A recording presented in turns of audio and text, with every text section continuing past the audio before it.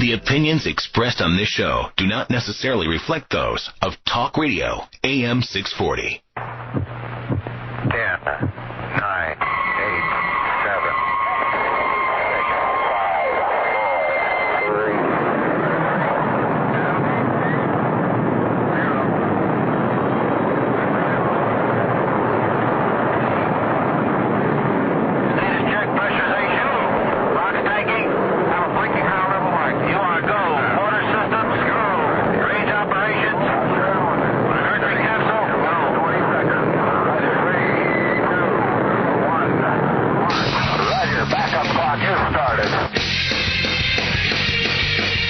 Extreme radio for extreme times.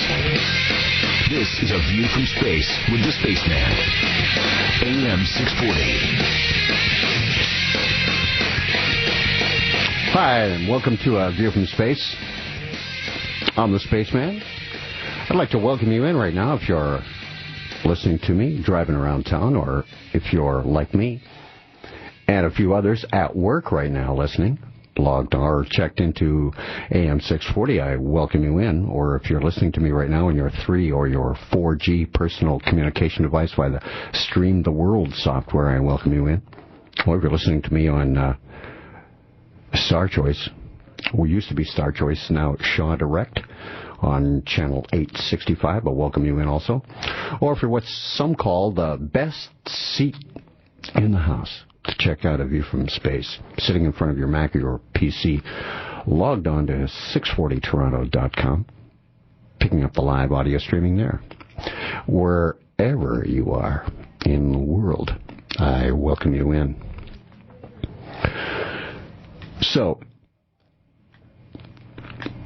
on a Christmas Eve, live, by the way, Spaceman live tonight, we have, of course, our obligatory royal story would have to be in the news. It's this year Prince Philip.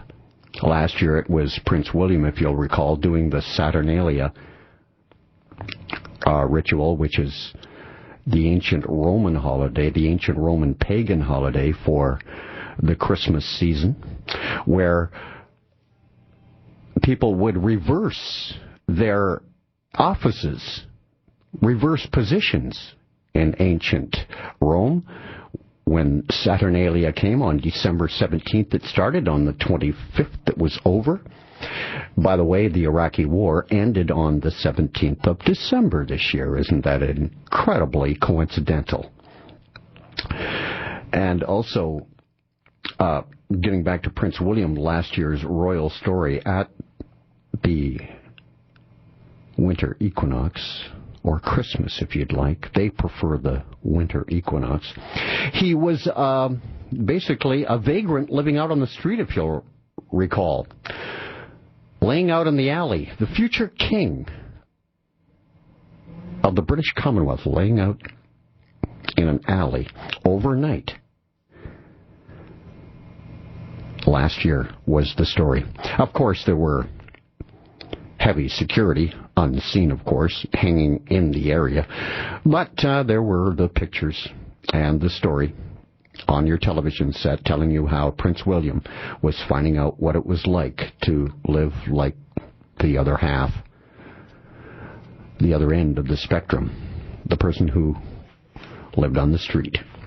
Well, this year it's Prince Philip, who is in the hospital, has a stent put in one of his orifices, one of his veins in the heart. And so, of course, royalty has to be evoked at this time of year, because this is the time of royalty, of the Christ, or the Antichrist. Now, we celebrate it as Jesus Christ's birthday in Christian nations. But it's very tough for us North Americans, especially, to imagine Mary and Joseph trudging to Bethlehem in anything but winter, surrounded by snow on snow on snow. To us, Christmas and December are inseparable, but for the first 3 centuries of Christianity, Christmas wasn't in December, or even on the calendar anywhere. If observed at all, the celebration of Christ's birth was usually lumped in with Epiphany, January 6th, one of the Church's earliest established feasts. Some church leaders even opposed the idea of a birth celebration for Jesus Christ. Origen, who lived from 185 to 254 A.D., preached that it would be wrong to honor Christ in the same way Pharaoh and Herod were honored. Birthdays were for pagan gods. Origen, by the way, born in Egypt, but a Greek. He was a Christian writer and teacher. But one who said the Pharaoh's birthday is celebrated. Herod, a king, yes, but for Jesus Christ, it would be wrong to honor Christ in the same way you would Pharaoh or Herod. Not all of Origen's contemporaries agreed that Jesus Christ's birthday shouldn't be celebrated, and some began to speculate on that date. Actual records were apparently lost. Apparently lost. Hey, we just found Jesus Christ's birth certificate. It's not ever going to happen. So, they couldn't really agree on Christ's birth date and when it should be celebrated. Some began to speculate on the date. Actual records, like I say, apparently lost. Clement of Alexandria favored May 20th, but others argued for April 18th. Some even April 19th. And May 28th was another date picked. Hippolytus wanted January 2nd. November 17th, November 20th, March 25th also had backers as well. A Latin treatise written around 243 pegged March 21st because that was believed to be the date on which God created the sun. March 21st. Because it was believed to be the date on which God created the sun. I should have been more clear there. Polycarp had followed the same line of reasoning to conclude that Christ's birth and baptism most likely occurred on Wednesday because the sun, was created on the 4th day. Sunday, Monday, Tuesday, the 4th day, Wednesday. Get it? The eventual choice of December 25th. See, they didn't know when Jesus Christ's birth date was. Just happens to be the most celebrated birthday of all time. Let's face it, it was a lot of hoopla.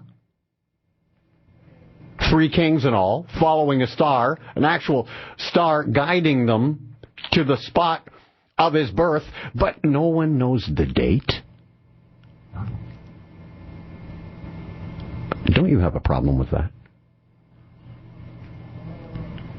Wouldn't you think that there would definitely be a date? No, they're guessing.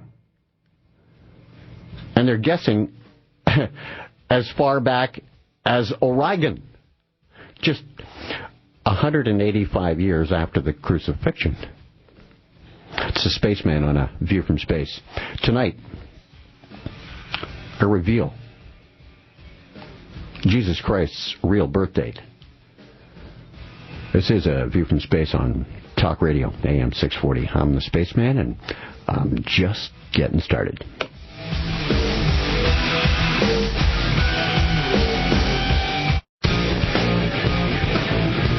Extreme radio for extreme times. This is A View from Space with the Spaceman on AM 640. I'm a guy that calls Space. You can email me, space@640toronto.com or spaceman@640toronto.com. 2 addresses there to take the load. Thank you so much for the ones you've already sent. Now, tonight on the show, I will reveal what I believe to be Jesus Christ's birth date, and it is certainly not December 25th. I will tell you right now at the start whose birth date it actually is. It's Osiris's, December 25th. Died March 17th, the 17th day of the third month of Athir, we now call March. And Osiris, of course, the ancient Egyptian mystery religion's original sun deity. When Osiris died, he went to the sun, and his son, Horus, became the pharaoh, the god representative on earth. So you see, to the Illuminati, the Merovingian bloodline, the Cain bloodline, this winter solstice has so much symbolism. It is royalty, and only a royal. That's why the royals have to appear at this time of year to be in the news. It used to be just with the Queen and her Christmas Day message, but now it has expanded even further. And I'll guarantee you, next December 22nd, 3rd, 4th, and 5th, and around that area, we will have, at that time of year, another royal story.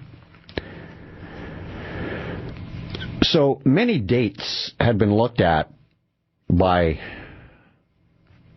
religion, namely the Roman Catholic Church, as to the birth date of Jesus Christ. The eventual choice of December 25th, made perhaps as early as 273 years after the crucifixion, reflects a convergence over Reagan's concern about pagan gods and the Church's identification of God's Son with the celestial sun in the sky. December 25th already had two other holidays connected with it. Natalis Solis Invicti, the Roman birth of the unconquered sun, and the birth date of Mithras, the Iranian son of righteousness. Iran, Persian. That's who the Roman soldiers worshipped. Mithras, the son of righteousness. And when I say the son of righteousness, I mean S-U-N. Mithras is a sun worship deity.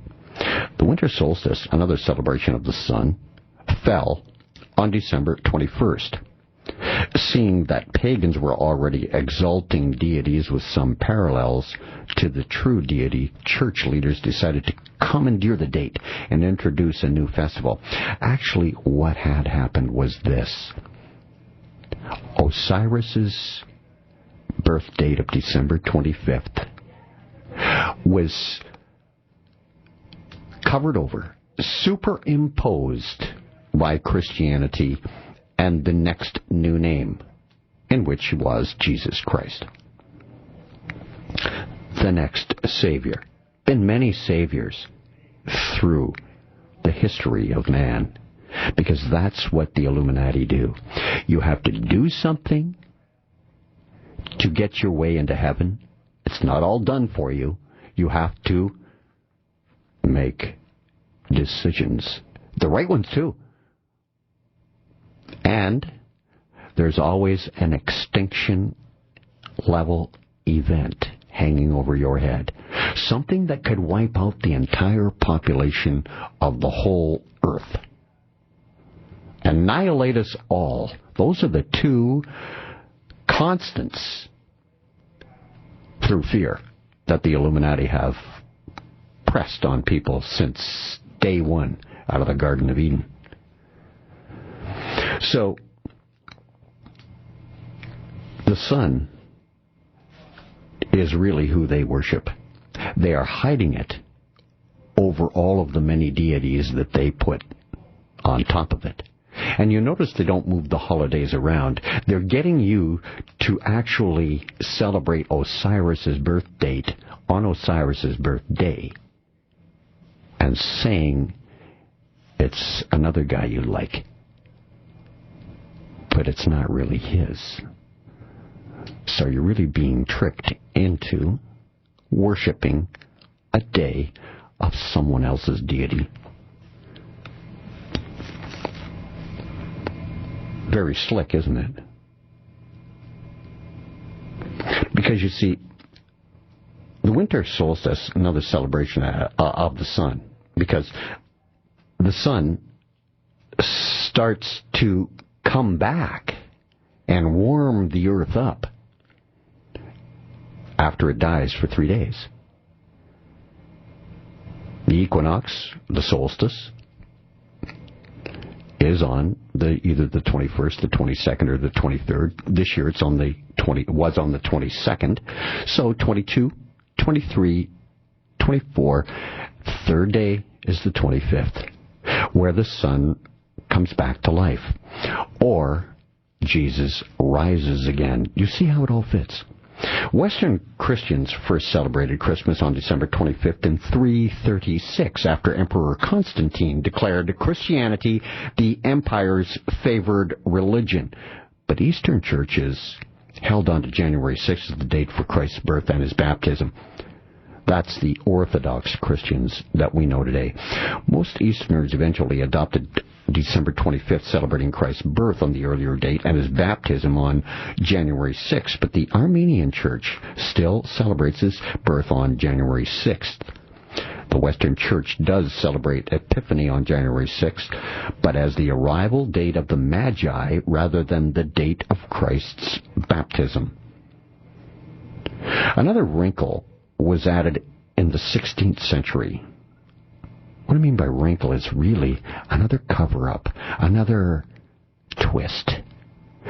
Pope Gregory tinkers with time in the 16th century and came up with a new calendar, which not everybody accepted. The Eastern Orthodox and some Protestants kept the Julian calendar, the old calendar, which meant they celebrated Christmas 13 days later than their Gregorian counterparts. Yes, 13 days later. That's the difference between the Julian and the Gregorian calendar. 13 days. Most, but not all, of the Christian world now agrees on the Gregorian calendar and the December 25th date. Christmas is one of those holidays that is forced on you whether you believe in it or not. Everything is closed. You can't go shopping even if you don't believe in Christmas. I mean, you're pretty much shut out if you don't go for the Merovingian sun god worship thing around Christmas time.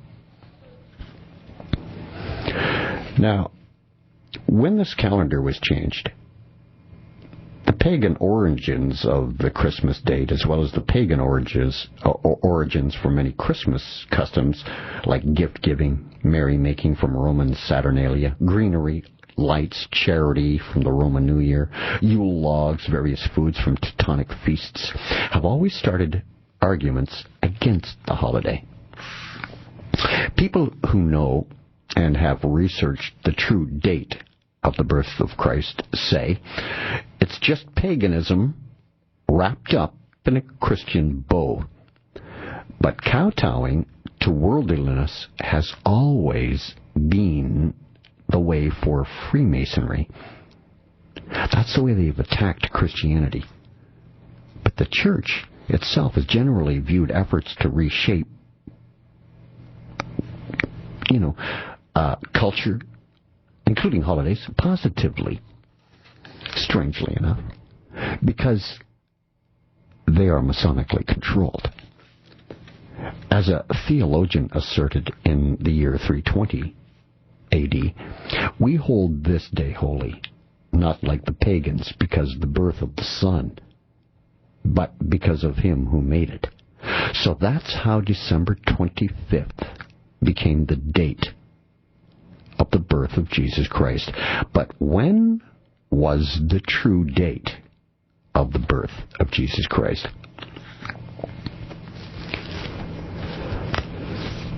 The objective of this show tonight is to show that Jesus Christ was born in 3 BC rather than the commonly accepted years of anywhere from 4 to 7 BC. This evidence is based on modern discoveries in the field of history, archaeology, and astronomy. The new information dovetails exactly with the chronological statements of early Christian fathers that Christ was born in 3 or even 2 BC, and with the natural reading of Scripture to this effect. You will understand why Joseph and Mary went to Bethlehem during a Roman census. You will learn the identity of the star associated with the Magi, who were astrologers. Iranian astrologers, Persians. More than all of this, evidence will be given on A View from Space on Talk Radio AM 640 on the exact day of Christ's birth and the exact day of the Magi's visit. The true date of Jesus Christ's birth will undoubtedly shock you. One of the main extra-biblical sources for the history of Palestine during the time of Christ is the Jewish historian Flavius Josephus, who lived from 37 AD to about 105 AD. The results of this research I offer tonight does not alter in any way the chronology of the life of Jesus Christ as previously taught. The relevance of Luke of a 2nd BC identification, we know that Christ was approximately 30 years of age when John the Baptist began his ministry, the commencement of which happened to be the 15th year of Caesar Tiberius's reign.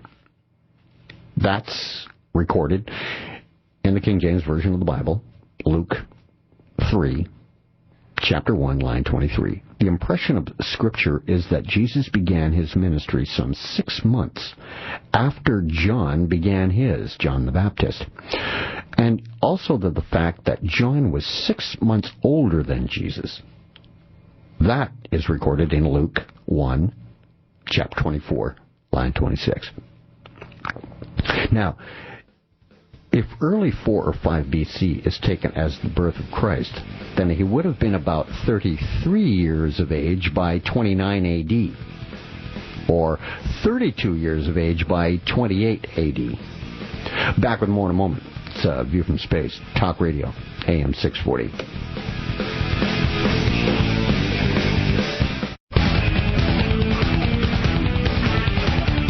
He goes deeper into today's headlines than anyone else dares to go. But you can take it.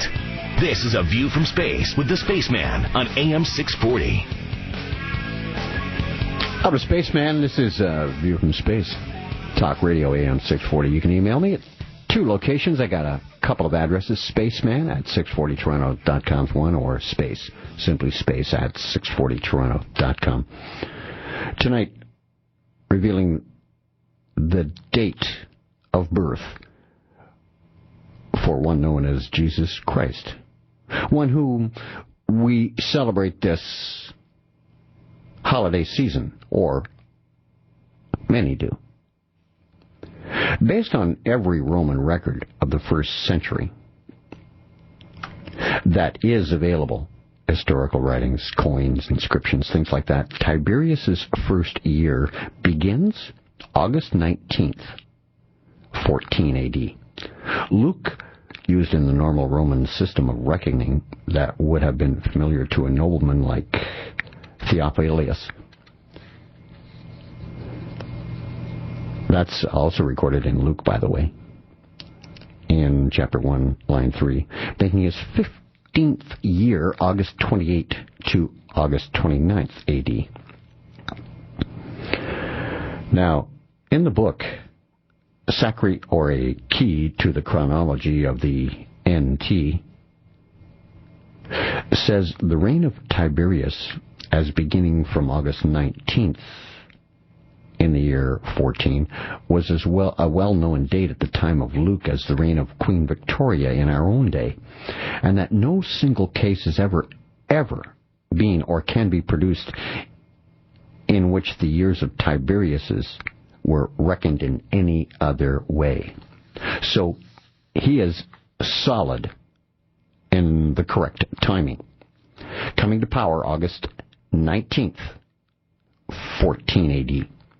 Historians who validate this reckoning are Tacitus, Suetonius, Pliny the Elder, Dion Cassius, Philo, and Josephus. In the 15th year of Tiberius, August of the year 28 AD to August of 29 AD, John the Baptist began his public ministry on the summer of 29 AD. At that time, Jesus was about 30 years old, which statement would be precisely true if Jesus were born in 3 BC. However, if he were born in 5 or 4 BC, say, then he would have been anywhere from 31 to 33 years old. The consensus of Caesar Augustus during a time when Quirinius was governor of Syria, province included Judea at that time, which was the kingdom of Herod the Great, in the years 3 and 2 BC, backs up the year 3 or 2 BC for Christ's birth. This was one of 2 registrations of people during a time when Quirinius was governor of Syria. Quirinius was not an ordinary governor. He was a Roman procurator who had powers directly from Augustus. This meant, by today's standards, he was the very powerful man Friday. Second in command kind of guy. Roman records show each province had its equestrian procurator, who in the eyes of the people was almost as important as the governor himself. These procurators were appointed by the emperor independently of the governor, and the relations between the two were never very friendly. The resident governor at the time, 4 to 2 BC, was Sentius Saturninus, and this fact is confirmed by Tertullian, a lawyer by profession, a Christian apologist, who lived in the late 2nd century. He says there is historical proof that at this very time consensus had been taken in Judea by Sentius Saturninus respecting the family and descent of Christ, and he dated the census taken at that time of Christ's birth as 3 to 2 BC. Now, the Roman governors of Syria from 7 BC to 1 AD were Titus, prior to 7 BC, Varus, 7 or 6 to 4 BC, Saturnius, who I just talked about, 4 to 2 BC, and Varus, a second term, 2 BC to 1 AD, and of course Caesar, in 1 AD to 4 AD, were the Roman governors of Syria. The census registration of the year 3 BC to 2 BC is mentioned only by Tertullian. Augustus wrote an account of the major events of his life. He wrote an official census of 28 BC, 8 BC, and 14 AD, but nothing of the year that we're talking about here. Yet Luke said the whole Roman world was involved. Smell a cover-up here? Back then, the hiding of the truth began. No mention of any official census in 228 BC, not in or there was a mention of one in 28 BC, one in 8 BC, one in 14 AD, but nothing in 3 or 2 BC.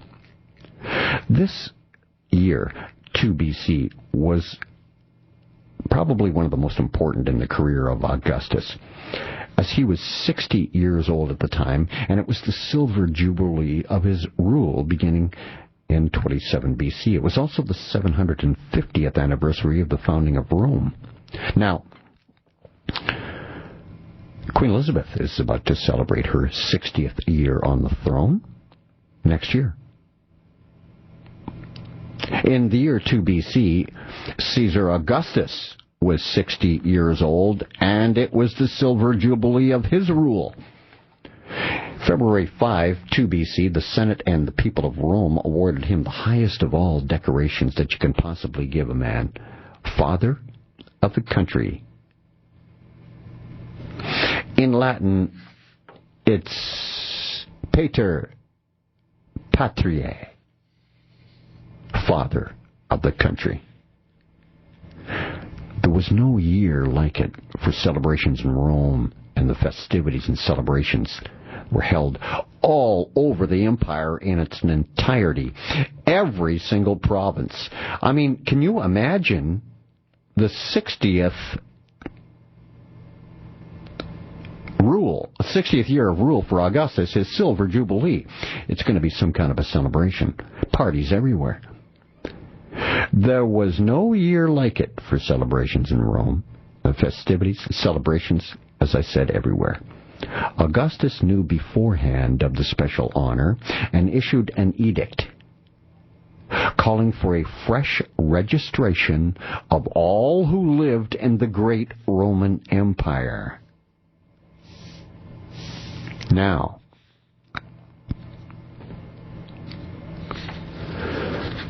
this was a calling for a fresh registration of all who've lived within the borders of this great empire. This is even recorded in Luke. 2 Luke 1 through 5. The purpose of this registration was to have everybody swear an oath of allegiance to Caesar Augustus in his Jubilee year, his 60th year. They'd just given him the highest compliment, the highest honor, the highest award you can possibly give a Roman citizen as father of the country. Now, everyone was to have to swear an allegiance to Caesar Augustus in this Jubilee year. Josephus, an historian of that time, mentioned that an oath of allegiance was demanded by Augustus about 12 or 15 months before the death of Herod. Now there was a certain sect of Jews who valued themselves highly for their exact knowledge of this law and always talked about always being in contact with God, and were well liked by the women of Herod's court. They were called the Pharisees. They are the men who had it in their power to control kings. Extremely subtle, ready to attempt anything against anybody they didn't like. When the whole Jewish nation took an oath to be faithful to Caesar Augustus of Rome in the interests of the king, these men, to the number of above 6,000, refused to swear. The king laid a fine on them. Pheroras' wife, Herod's sister-in-law, paid the money for them. They returned in return for her kindness. Remember, the women believed their contact with God? They said they had the gift of prophecy.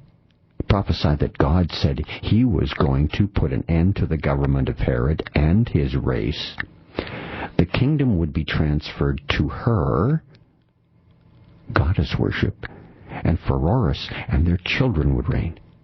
Salome, Herod's sister, who was aware of all that was being said, came and told the king about them. She also told him that many members of Herod's court were corrupted by them. Then the king put to death the most guilty of the Pharisees, and Bagawas the eunuch, and one called Carus, the most beautiful young man about the court, and the closest lover of the king's guilty pleasures. Herod killed everyone in his own family who believed those things which were said by the Pharisees, but Bagawas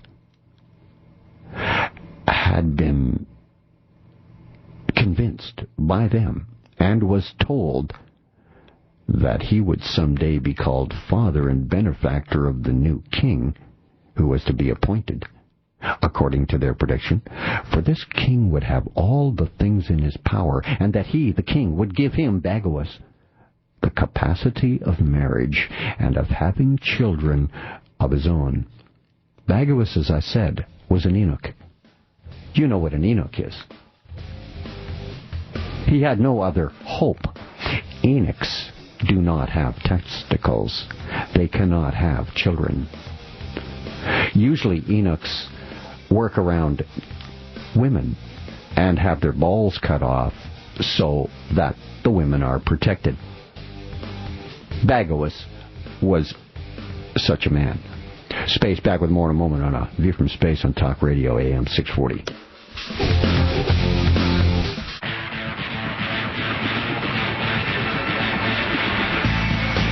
The ancient mystery religions, numerology, the Holy Grail decoded, and he goes deeper than a black hole into today's headlines.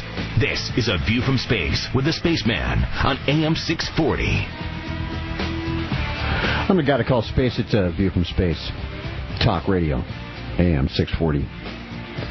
Live tonight, Christmas Eve, 2011. Caesar Augustus received his most prestigious title the year he was going to be feted with celebrations of his 60th, his silver jubilee of running the Roman Empire.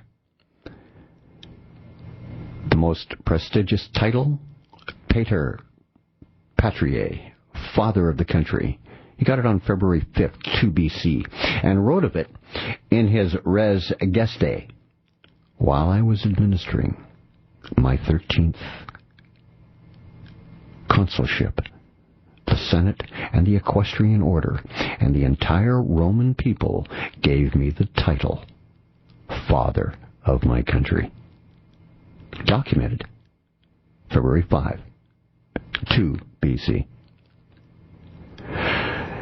And that year, where there is really no census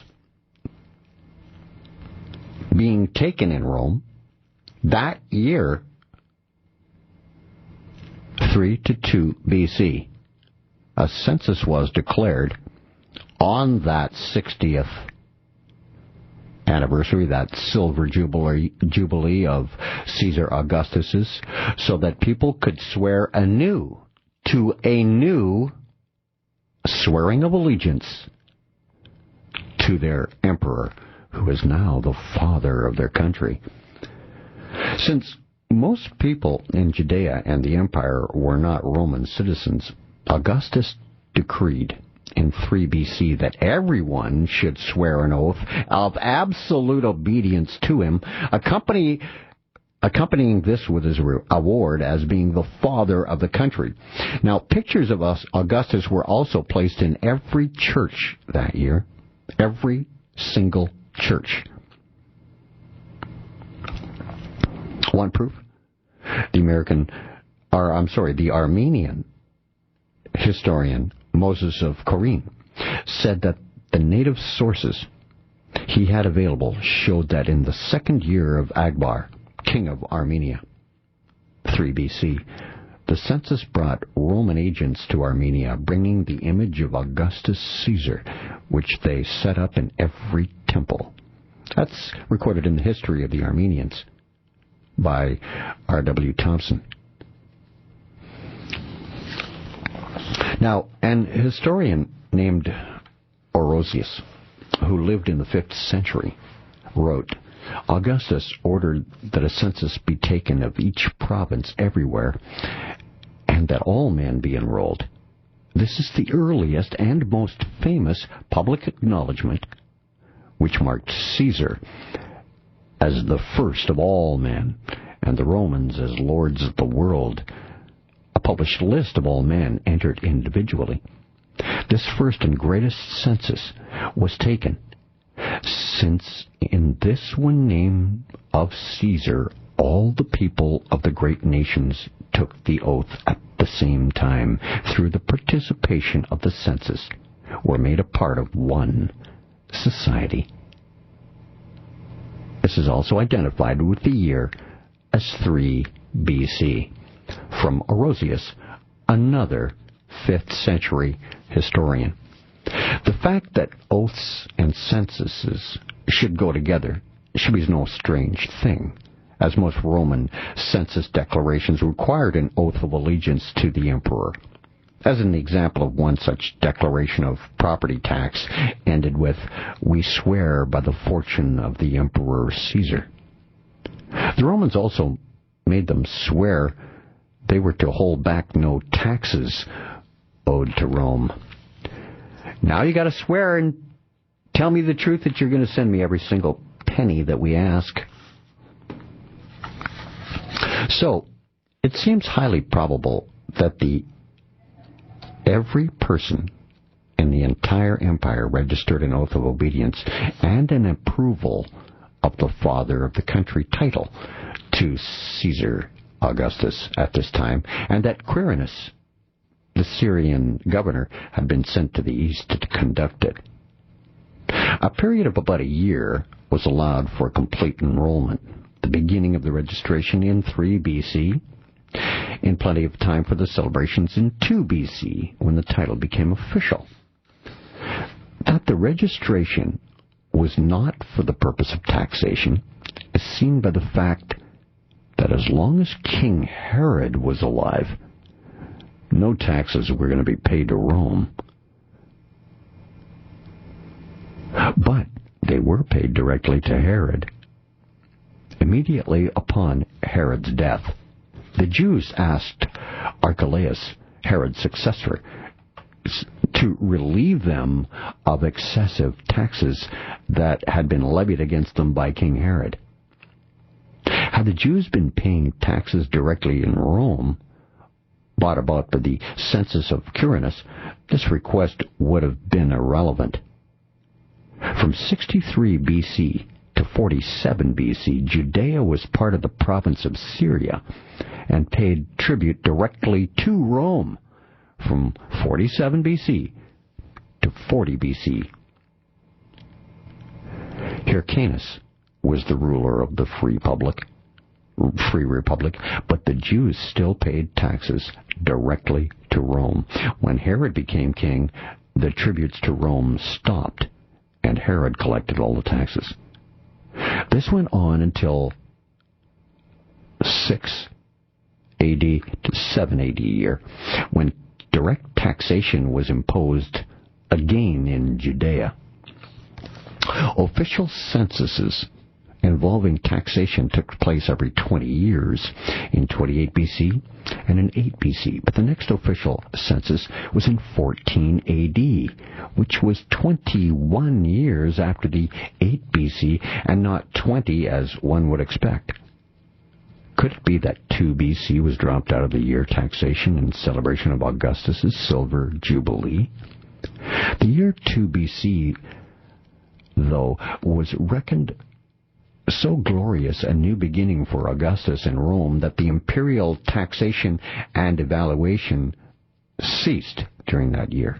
If people would give their oath of allegiance to Augustus as their father of the country and universal lord, this could easily have been the case and would explain the 1-year discrepancy. By the way, every 5 years there was a registration which updated individual Roman citizenship, and these archives were kept in their own native cities or other important Roman centers throughout the empire. The Romans were very organized. In 3 BC, Quirinus, special governor of Syria, during the time of the governorship of Saturninus, who was responsible for conducting the special census concerning the Pater Patriae for Caesar Augustus. The oath of loyalty issued by Augustus in 3 BC brought Joseph and Mary from Nazareth to their native city of Bethlehem. Mary normally would not have needed to go with Joseph, but since both were royal claimants, both had to appear in person and sign the document, because you see, all royal claimants, people who claimed to have royal blood, would have especially been singled out to take the oath. In the King James Version of the Bible, Luke tells you that the reason why both Mary and Joseph went to Bethlehem was because he was reckoned as belonging to the house of David, the royal bloodline of the Jews. And of course, so was Mary. That's recorded in Luke 2:4. The census of 3 BC is the only census after the one in 8 BC, and would most consider 8 BC as too late for the birth of Christ. The major obstacle against a 3 to 2 BC birth date for Christ is the long-accepted 4 BC date for the death of Herod. See, Herod died after Christ's birth, and historian of the times, Josephus, makes mention of how a lunar eclipse, which took place just before the death of Herod and just before a springtime celebration of Passover in March of 4 BC, there was a partial eclipse. There were 4 lunar eclipses that were observable over Palestine in a period from 7 to 1 BC. March 23rd, 5 BC, a total eclipse happened. September 15th, 5 BC, another total eclipse. March 13th, 4 BC, another partial eclipse. January 10th, 1 BC, a total eclipse.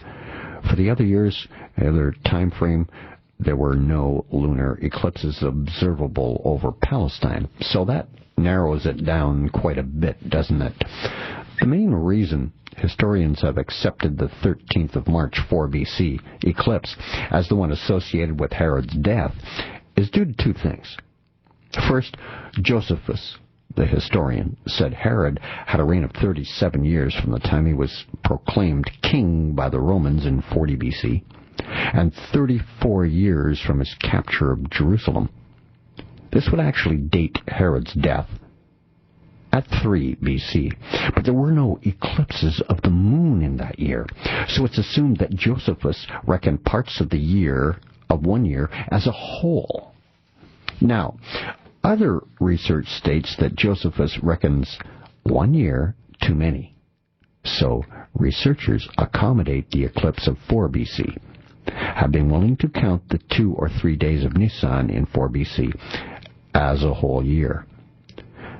The second reason for placing Herod's death in 4 BC is because the coins minted by Herod's 3 successors have their dates beginning in 4 BC. The fact is that the writings of Josephus are replete with contradictions. Discrepancies are not wanting between statements of the antiquities and others in the Jewish war, and even mistakes in regard to plain biblical facts. Josephus at times contradicts his own statements. There are gross chronological inaccuracies and inconsistencies in the present text of Josephus. Reasons have been presented to show that Jerusalem was captured in the latter part of 36 BC, and this would make Herod's death from some time in 2 BC into the year 1 BC. Coins show Herod's successors reigning from 4 BC can be explained based on the practice of awarding extra years of reign for a political objective. Space. Back with more in a moment on A View from Space on Talk Radio AM 640 as we get closer to learning the date of the true birth of Jesus Christ and the date.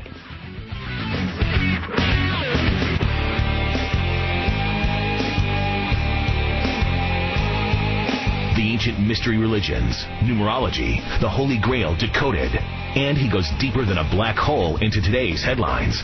This is A View from Space with the Spaceman on AM 640. I'm the Spaceman. This is A View from Space Talk Radio, AM 640. You can email me at two locations. I got two addresses, space@640toronto.com or spaceman@640toronto.com.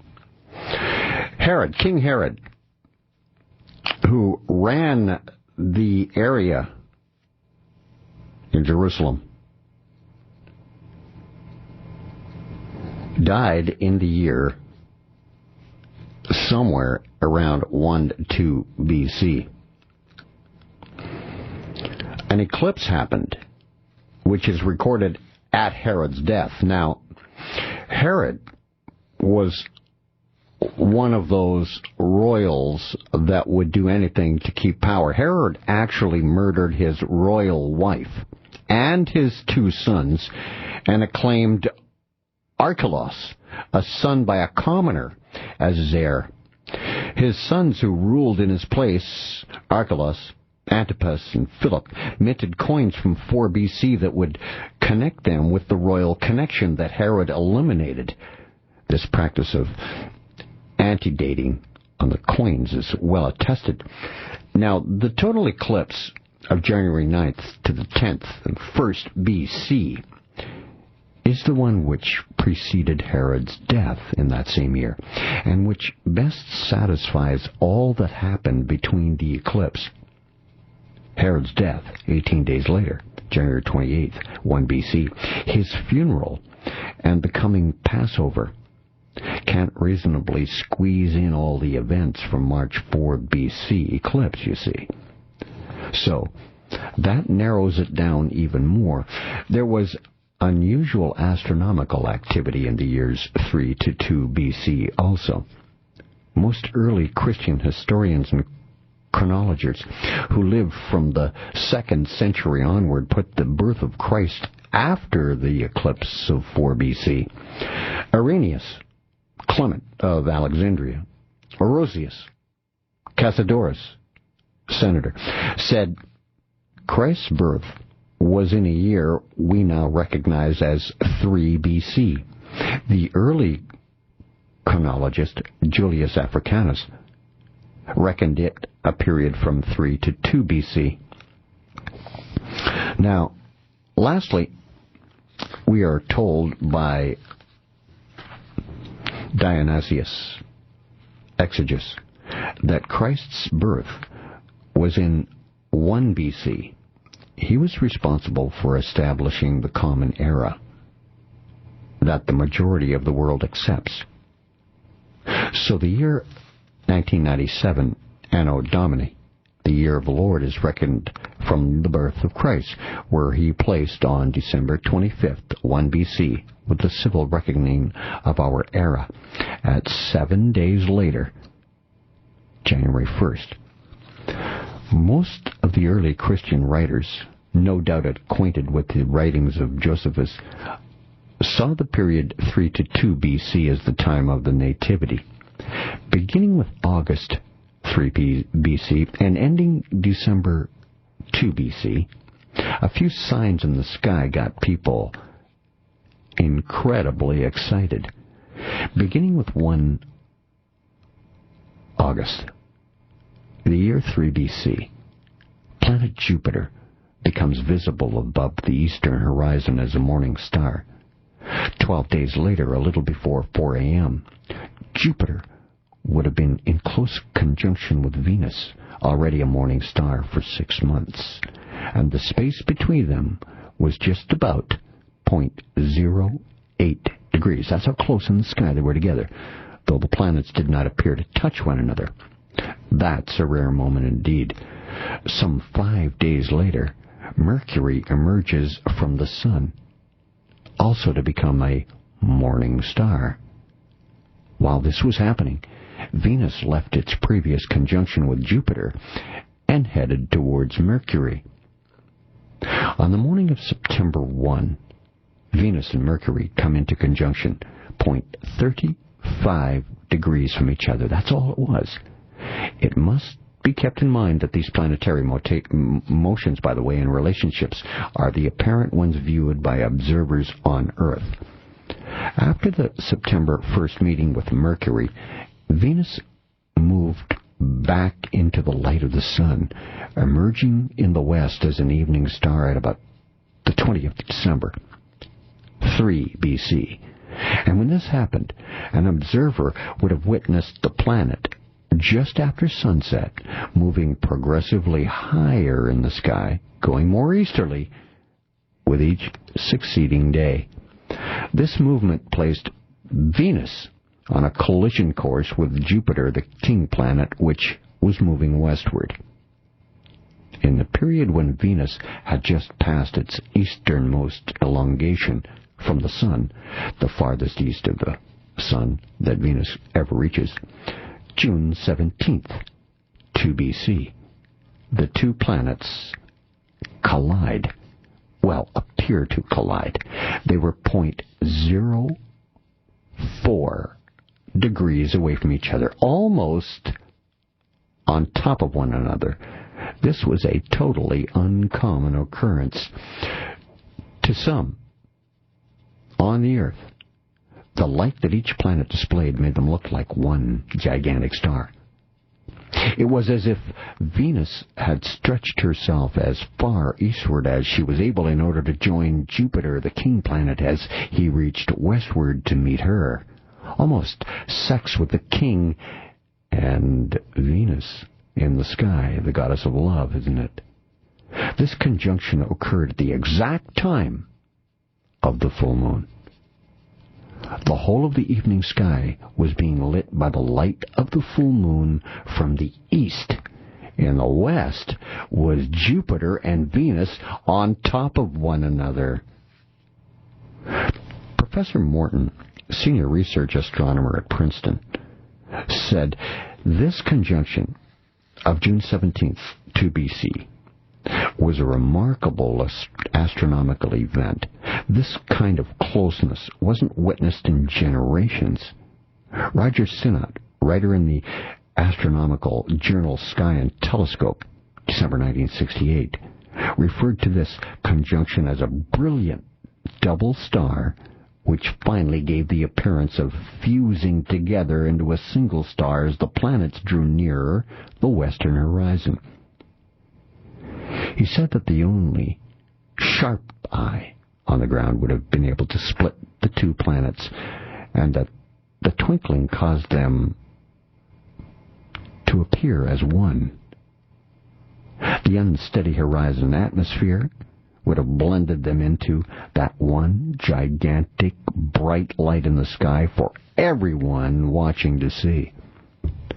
The fusion of two planets, supposedly so close together, you see, have been a rare and awe-inspiring event. Here were the two brightest planets in the heavens merging together. This was happening at the period when Venus was approaching her time of greatest brilliance. This splendid conjunction was only half the picture. While Jupiter was on its westward journey to link up with Venus for the spectacular June 17th, 2 BC reunion, Jupiter was showing some displays of its own. Just 33 days after the first Jupiter-Venus conjunction, August 12th, 3 BC, an observer would have seen Jupiter come into juxtaposition with Regulus, the principal star in the constellation of Leo, and a star of the first magnitude. Regal, meaning royal.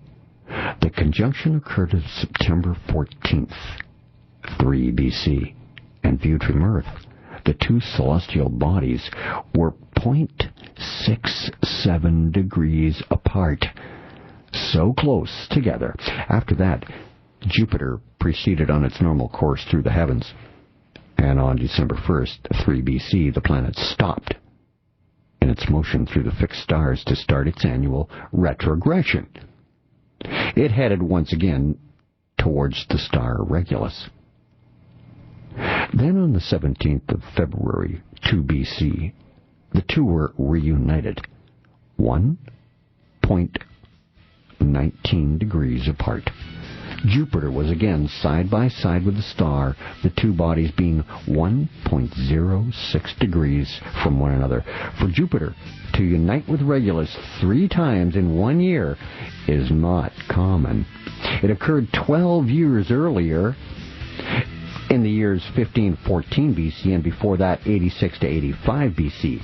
And it was not to occur until 69 and 70 AD. After this third conjunction with Regulus, Jupiter continued moving westward for 40 days in an apparent sense to reunite with Venus, and a rare conjunction of June 17th of 2 BC. Space back with more in a moment on A View from Space on Talk Radio.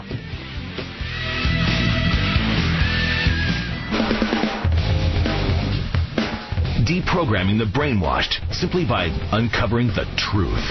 He's the Spaceman with A View from Space on AM 640. I'm the guy that calls Space. If you'd like to email me, I communicate by email, space@640toronto.com or spaceman@640toronto.com. So in 1 BC, 2 BC, Jupiter, Venus, in the sky, their paths, right at the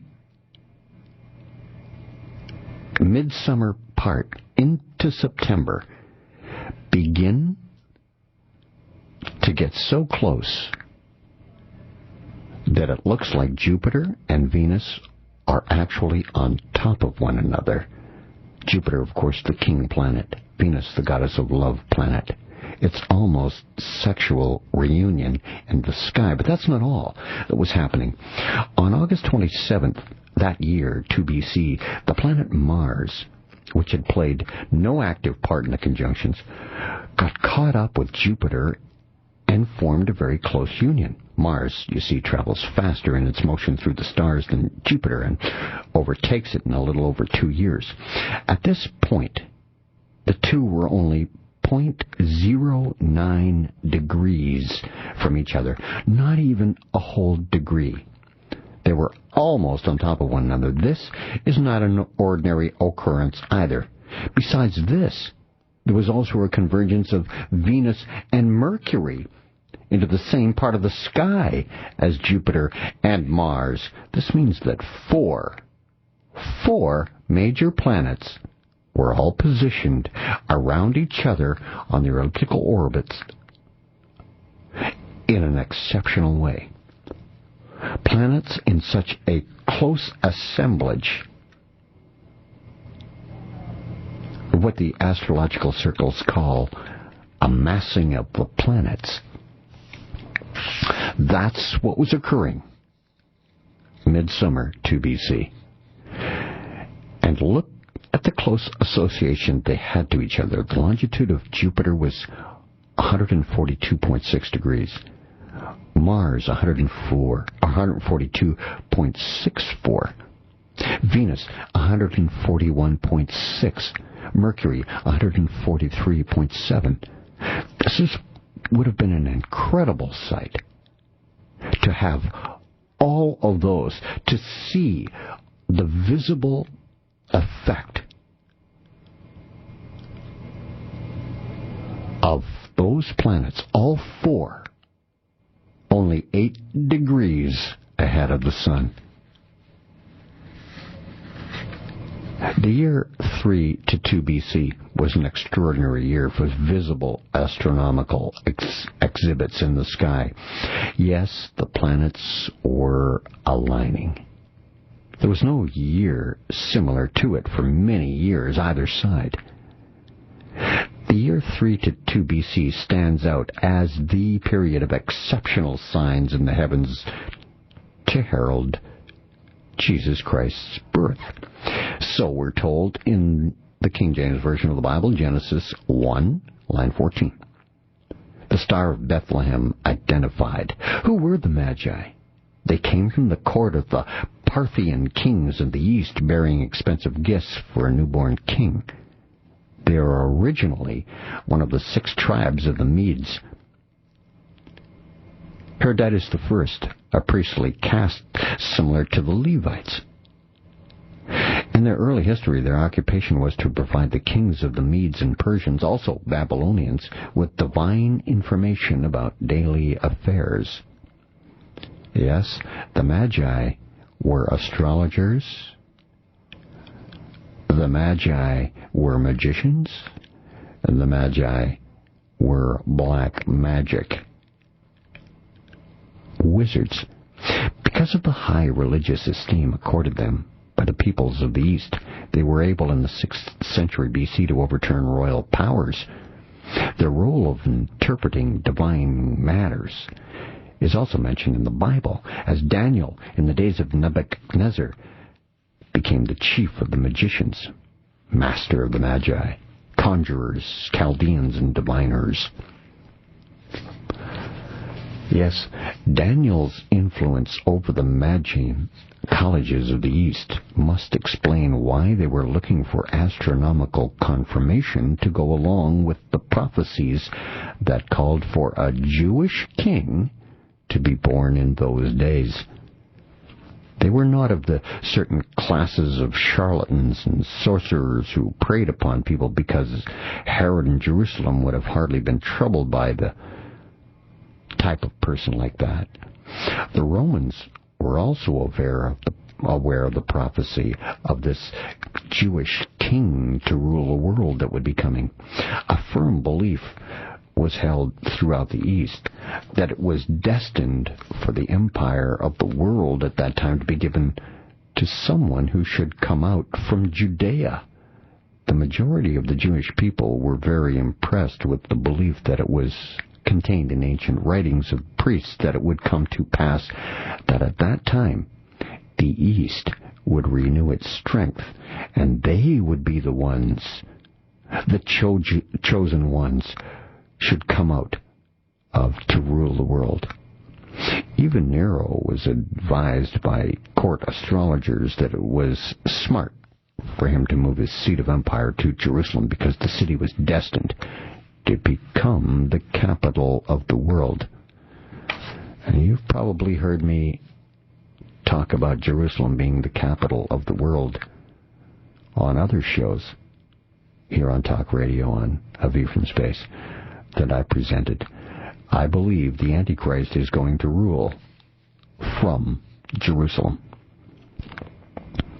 The Magi were well acquainted with the national aspirations of the Jews, as with all the people, so they could act as advisors, of course.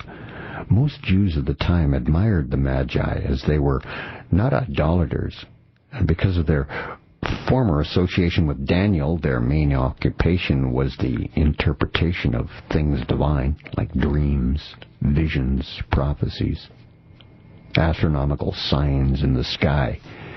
Must have had a lot of fun with this one. In fact, Tiridates of the Order of Magi was made king over Armenia by Nero. He went to Rome with the other Magi and gave gifts to the emperor. When they came to Jerusalem, they came to worship the king. And isn't it interesting that the gifts bought by the Magi, gold, frankincense, and myrrh, were the gifts mentioned in the Greek's translation of Isaiah 60, line 6, that foreign kings would bring to Israel's Messiah. The gifts were the customary gifts of subject nations, and so this act signified something more than another royal birth. Their presence got Herod's attention, as well as all Jerusalem, and so Herod called a special session of the Sanhedrin to evaluate what the Magi had said. Trouble was brewing in Herod's kingdom. So, the main factor that brought them to Jerusalem was this bright star. In 302 BC, that year, the whole heavens seemed to burst with astronomical signs in the constellation of Leo, Judah, and Virgo, the Virgin, associated with Jupiter, the king planet, and Regulus, the king star. Notice the symbolism. Once the chronology of the period is adjusted properly, the astronomical data, supplied by Matthew and confirmed by computer technology, will show you that the real Star of Bethlehem and what it was. Here's the sequence of events leading up to the visit of the Magi. We've known for a long time that the Magi arrived in Jerusalem sometime after Jesus Christ was born. He was circumcised, presented in the temple, some 40 days after his birth. Luke says they returned to Galilee to their own city of Nazareth. That's recorded in the King James Version of the Bible, Luke 2:39. This means that they did not go to Egypt after Jesus' birth. That for some reason they decided to move to Bethlehem, where they set up house. When the Magi arrived, the parents of Jesus were then living in a house, not a stable. And Jesus was being called apeidion, meaning child, not abriphos, meaning infant or baby. After the Magi presented their gifts, they returned home at a different route, having been warned by an angel about you-know-who, Herod.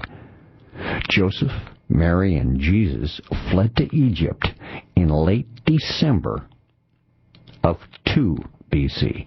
Herod, in his paranoia, murdered all the male children in and around Bethlehem, 2 years old and younger.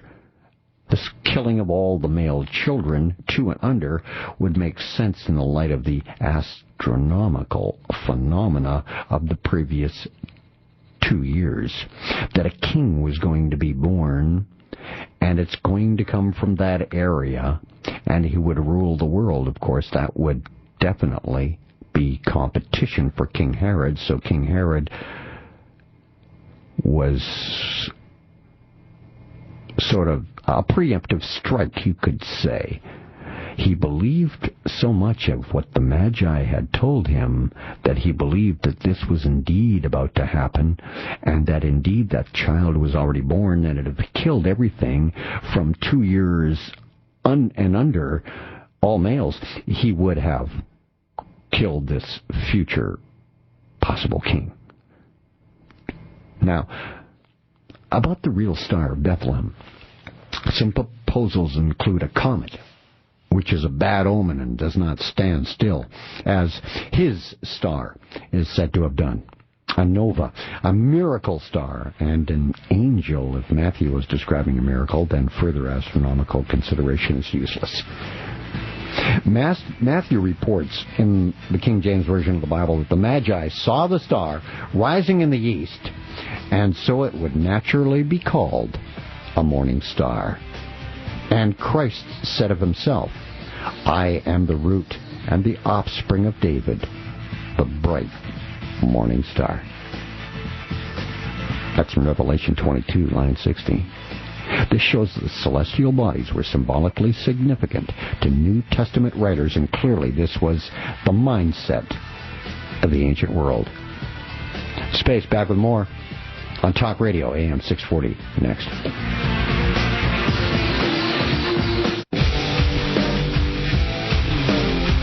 Extreme radio for extreme times. This is A View from Space with the Spaceman on AM 640.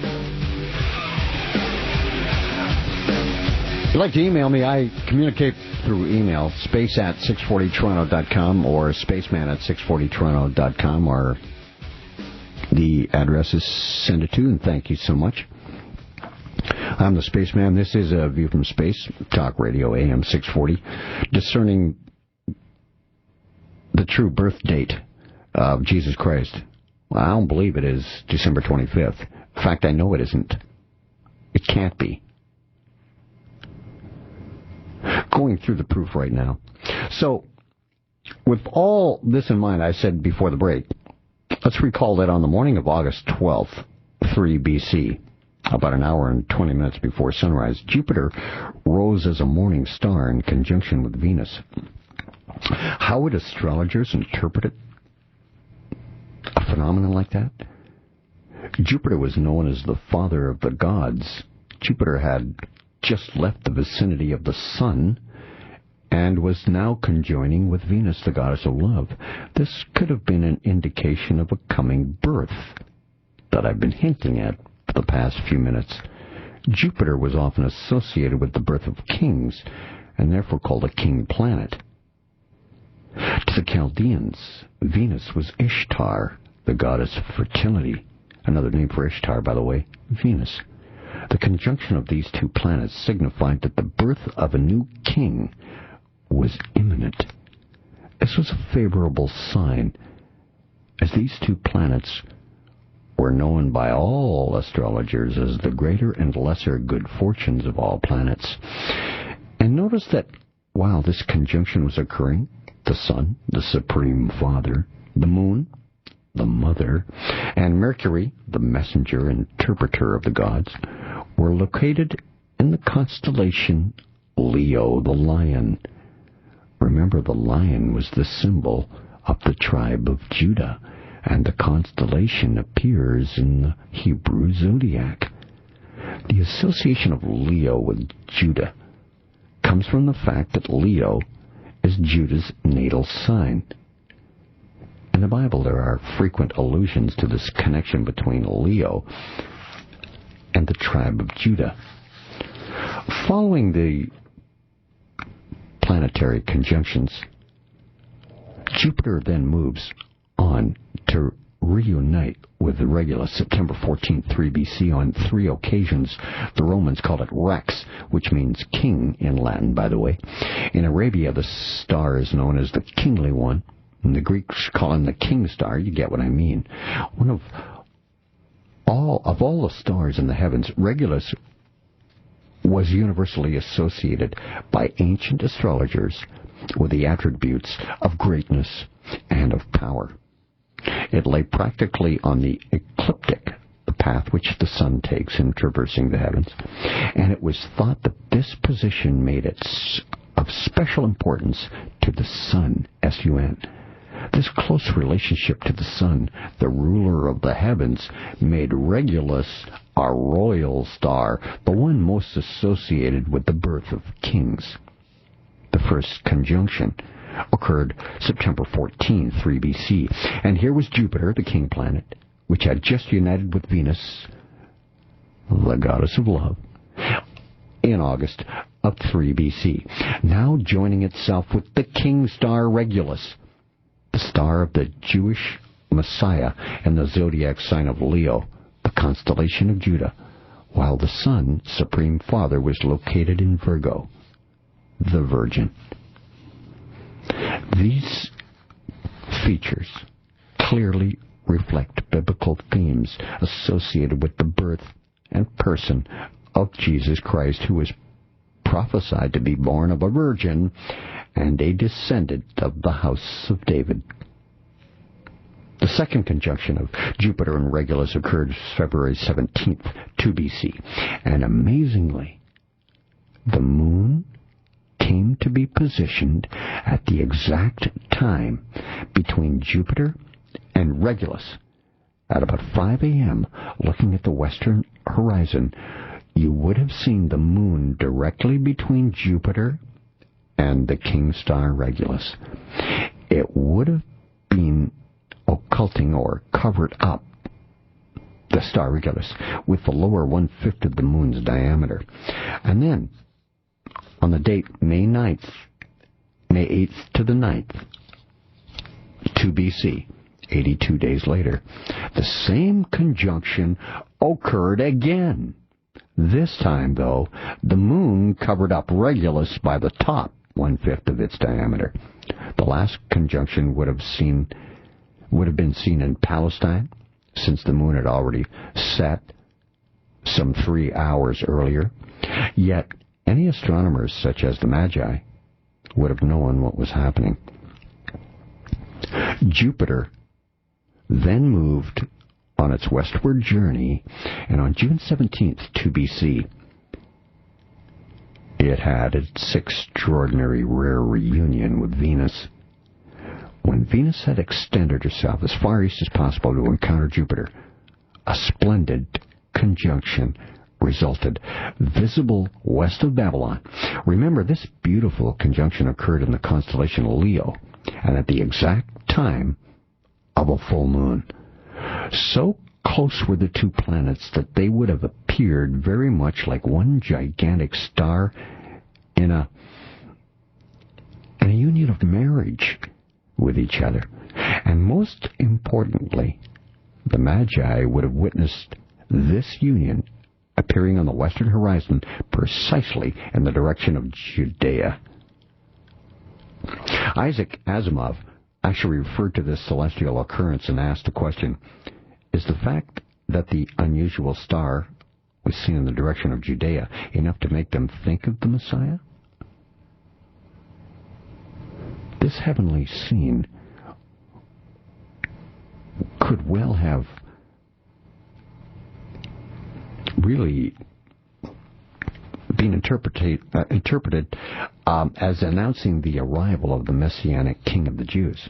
It could have been interpreted that these two planets, which possibly introduced and prophesied King when they were both morning stars some 10 months before, were now consummating their introduction with an impressively rare evening star union. What an incredible display! This last rendezvous would have made in the early evening sky of Babylon, and especially to the people looking at it in Palestine, there would not have been anything like it, nor would there be again for generations. But wait, there's even more. This was not all. August 27th, 2 BC, 72 days later, there occurred the extremely close conjunction of Jupiter with Mars, the planet of war, while Venus and Mercury homed in on them in an unusual massing of 4 major planets. All the primary planets except Saturn were clustering in the constellation Leo, while the moon was just entering Leo. The sun, at that very time, was entering the sign of Virgo, the Virgin, because remember, this was a virgin birth. I mean, it's all mapped out in the stars. Isn't it? The stars are telling the story. I wonder if the story wasn't made up for the movements of the planets. The stellar body that played the most important or prominent role in this extraordinary year of 3 to 2 BC, and which figured in almost every celestial event, was Jupiter, the king star. Planet. Jupiter soon left the unusual union with the 3 other planets, August of 3 BC, and proceeded on its movement westward. Since the Magi, the 3 kings, came from the east, it could well be that they simply followed the normal movement of the planet towards Jerusalem as it progressed westward each day. The Bible says the star went on before them, which means they let Jupiter lead them westward. When they got to Jerusalem, the Magi were told to look to Bethlehem for the newborn king. This happened when the New Testament says the star came to a definite halt in the heavens. It stopped its motion of leading the Magi and stood over where the child was. In a word, the celestial body became stationary. It's this very action which has caused many interpreters to characterize the whole episode in Matthew as either fictitious, either that or miraculous, absolutely incredibly miraculous. Whoever heard of a normal heavenly body having the capability of stopping its movement over a small village in Palestine? Matthew is describing a celestial phenomenon in popular language that astronomers are completely aware of, and is explained like this. Jupiter becomes stationary at its times of retrogression and progression. When we look at Jupiter, we see the planet normally moving eastward through fixed stars. This movement is called proper motion. The Earth, though, is moving in its orbit around the Sun faster than Jupiter. So when the Earth reaches point A, you would see Jupiter along nearly the same line as the Earth's own orbital movement. When the Earth is traveling more or less in a direct line toward Jupiter, the planet will continue to show proper motion. But when Earth reaches point B, it's no longer heading toward Jupiter. The faster velocity of the Earth, as it makes its turn to B and beyond, causes the apparent motion of Jupiter to slow down. It looks like it's an optical illusion. This continues until the Earth reaches point C. At that point, the speed of the Earth in relation to Jupiter is the same as Jupiter's. Now, that is when Jupiter appears to become stationary within the background of the fixed stars. As the Earth progresses from C to point D now, it has an even greater relative speed than Jupiter, and this causes Jupiter to retrogress, reversing its motion, it looks like, and traveling westward through the stars. At D position, the speed of the Earth and Jupiter are again the same, and Jupiter stops in its reverse motion. And that's when Jupiter returns to proper motion. Each of the stationary positions of Jupiter repeats itself in about 13 months.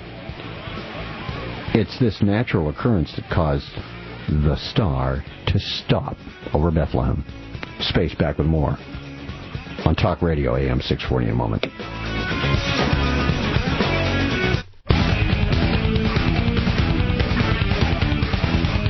You're listening to A View from Space with the Spaceman, exercising the right to free speech while he still can, on AM 640. The Spaceman on A View from Space on Talk Radio AM 640, 2011, Christmas Eve, live tonight, tracking down the true birth date of Jesus Christ. Now, I've been telling you about the incredible phenomenon happening in the year 3 to 2 BC. Amazing things happening in the sky above. On December 25th, 2 BC, Jupiter actually came to a stop position in the middle of the constellation Virgo, the Virgin. Precisely on December 25th, 2 BC, Jupiter stopped in the abdomen region of Virgo, right where a woman carries a child in pregnancy. Amazingly, the king planet Jupiter acts as the baby in the abdomen region of Virgo. But how was it possible for Jupiter to be stationary over the village of Bethlehem at that time?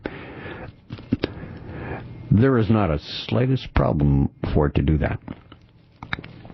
The Bible says the Magi saw the star come to a stop while they were in Jerusalem. December 25th, 2 BC. At the ordinary time for the Magi's pre-dawn observations, Jupiter would have been in meridian position directly over Bethlehem, at an elevation of 68 degrees above the southern horizon. This precise position would show the planet shining directly down on Bethlehem while it was stationary among the stars. What an incredible coincidence. This may be the reason why people in the early church said that December 25th was a day associated with the Magi presenting their gifts to the newborn Savior. Interestingly, while Jupiter was also in its standing still position over Bethlehem, the sun was also standing still. December 25th is the time of the winter solstice. The word solstice in Latin means sun stands still. General observance required on that 25th of December, the birth of the new sun, should be celebrated when, after the winter solstice, the days begin to lengthen and the invincible star, the sun, triumphs again over darkness. One thing's for certain. The astronomical phenomena of the year 3 to 2 BC did, in fact, occur. Those living at that time were no doubt tingling with excitement and wonder, possibly even fear. And I would suggest a lot of that with with Augustus demanding a census and a new oath, swearing of allegiance to him. Now, Jesus was not born on December 25th, 2 BC, when the Magi presented their gifts to him, or when history says, when the Magi arrived, Mary and Joseph were no longer with Jesus in a stable. They were in a house. Jesus had been circumcised and dedicated at the temple some 40 days after his birth. Soon after the Magi leave, King Herod kills the male children in and around Bethlehem, who were 2 years of age or younger. The fact that all children under the age of 2 were slain shows that Herod was taking every possible interpretation into account for the time of Christ's birth, since it wasn't really that clear in astrological interpretations whether the appearance of his star signified the conception or his birth. Evidence in history shows that Jesus was some months old when the Magi arrived, not as it's depicted in the nativity scenes of a baby laying in a manger with 3 kings, Johnny on the spot. It didn't happen. Here's some chronological information relative to the birth of John the Baptist. We know that John the Baptist was 6 months older than Jesus. That's recorded in Luke 1, 24, 26, line 36. We know that John began his ministry sometime in the 15th year of Caesar Tiberius, which was reckoned from August 19th, 28 AD, to 18th of August, 29 AD. That's recorded also in Luke 3, line 1. We know that the time Jesus began his ministry, he was about 30 years of age, also again recorded in Luke 3. We know that John the Baptist was convinced during the time frame when his father was performing his priestly service before God in the appointed order of his division at the temple. Now, Zacharias' course was that of Abia, which was the 8th course of 24 courses established by David. The 8th course served 2 times. Each course served 1 week twice a year, once in late spring and again in late autumn. Jewish tradition said that the first priestly course commenced its duty on the Sabbath before Nisan the first month of the religious year. In 4 BC, Nisan 1 was March 29th by our calendar, and so the Sabbath before that was March 24th, making the week of the duties of the first course from Sabbath noon, March 24th, to Sabbath noon, March 31st. Now, the 3rd course started April 7th, was interrupted by the period of the Passover, when all priests officiated together. This interpretation caused the 3rd course not to end its administration until the Sabbath of Passover, which was April 12th in 4 BC. So, if this was late springtime administration, when the angelic messenger appeared to Zacharias about his wife's imminent pregnancy, then we would have a chronological clue to the period for John the Baptist's conception. It must have happened around the time because Zacharias was struck dumb during his administration, which immediately disqualified him from that moment from exercising the priest's office. So, John's father, Zacharias, left for home, and sometime near May 26th to June 1st, Elizabeth, his wife, conceived John. Since the human gestation period is about 280 days, 9 months, 10 days, this would place the birth of John the Baptist near March 10 in 3 BC. This would place then Jesus Christ's birth, since he was 6 months younger, in the first half of September of 3 BC. The reason for rejecting the late autumn session for Zacharias' duty in the temple, John the Baptist's father, John would have been born near mid-September and Jesus in March. It's the extreme unlikelihood that Jesus' parents would be traveling to Bethlehem during the rainy season. Now, also, we have the witness of Luke that John began his preaching and baptizing of people in the open air when Jesus was about 30. That's recorded in Luke again, also in Luke 3. If John were baptized, doing this baptizing in August or September, this would make sense. But if it's 6 months later, February or March, then it would be a little cold for baptism, wouldn't it? I mean, you wouldn't want any... And in those days, when they baptized, the whole body went in the water. Not just a little bit of water on your forehead. You were dumped right in. And there's just no way in the world you're going to hold baptism in March or even February. A late summer or early autumn date also suggested, because Luke said the shepherds were tending their flocks at night in the open when Jesus was born. And so many think this precludes a wintertime birth date, but this evidence is inconclusive, as some winters are mild and other winters, mild winters, sheep are even often outdoors in Palestine all night.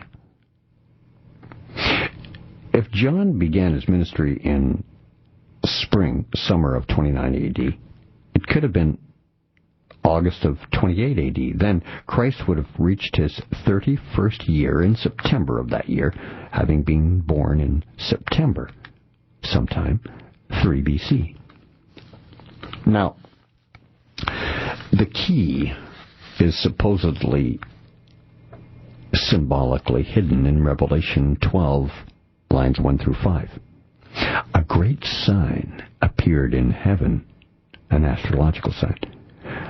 A woman, constellation Virgo, the Virgin, which is the only sign of a woman which exists along the ecliptic, the trail of the sun. Clothed with the sun, the Supreme Father, is mid-bodied in Virgo. And the moon, also a symbol for woman, under her feet and on her head a crown of stars. In the North Star's atlas there are 12 visible stars around Virgo's head. The first is Pi, the second is called Nu, 3 is Beta, that's near the ecliptic, the path of the sun. 4 is Sigma, Chi is 5, the sixth is Iota. These 6 stars form the southern hemisphere around the head of Virgo. Then there are Theta, number 7, star 60 it's called, which is number 8, and Delta, number 9, the 10th star, 93, and 11, Beta, the second magnitude star, and 12th, Omicron. These last 6 form the northern hemisphere around the head of Virgo.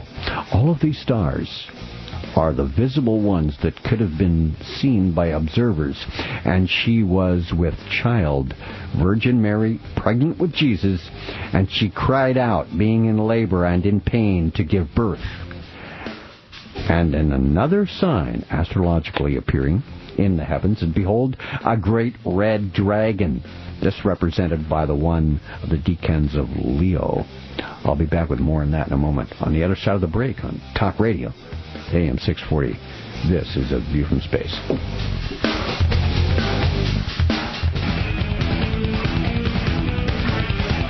You're listening to A View from Space with the Spaceman, exercising the rights to free speech while he still can, on AM 640. I'm the guy that calls space. It's A View from Space, Talk Radio, AM 640. I have two locations you can email me. Communicate by email at spaceman@640toronto.com or space@640toronto.com. Yes, the key, symbolically hidden, of the birth of Christ in Revelation 12, they say.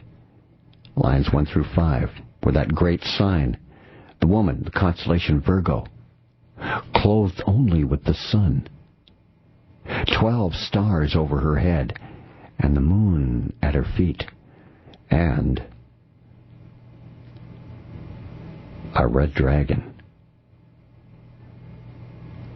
This is represented by one of the decans of Leo, whose length stretches a third of the way around the whole zodiacal sphere, completely expelled from the places into which he had intruded, fleeing now for his life, and the great lion with claws and jaws extended, bounding in terrific fury and seizing the fowl's monster neck.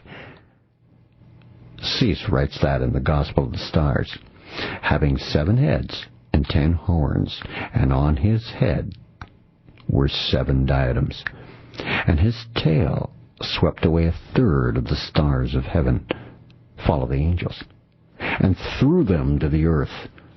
The demons are here. And the dragon stood before the woman who was about to give birth, in person of Herod the Great, so that when she gave birth he might devour her child. And she gave birth to a son, Christ, a male child, who is to rule all the nations with a rod of iron. And her child was caught up to God and to his throne. The astronomical synchronization of this sign in the year of Christ's birth in 3 BC.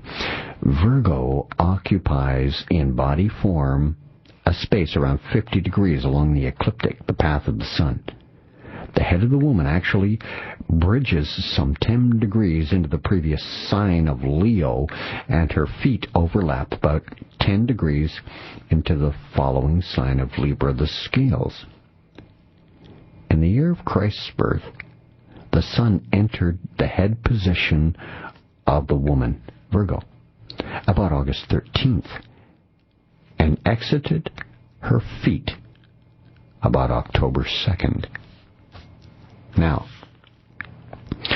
the Apostle John saw the scene when the sun clothed the woman to be mid-bodied, and this happens between about 150 and 170 degrees along the ecliptic path of the sun, which occurs over about a 20-day period each year, which in 3 BC was from August 27th to September 15th.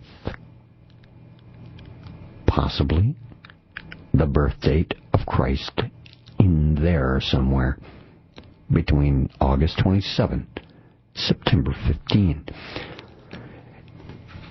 If John in the book of Revelation were associating the birth of Christ with the period when the sun is mid-bodied to the woman, then Christ would have been born within this 20-day period. From this point of view of the Magi back in their homes in Babylon, this would have been the only logical sign under which the Jewish Messiah might be born, especially if he were to be born of a virgin. Even today, astrologers recognize that the sign of Virgo is the one that has reference to a messianic world ruler to be born of a virgin.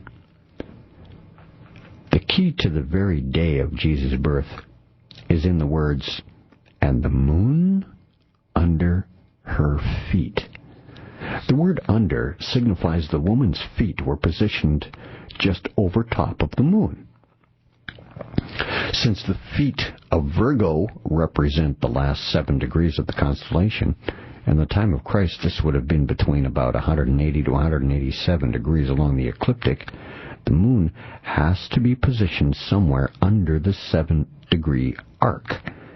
But the moon also had to be in that exact location when the sun is mid-body to Virgo.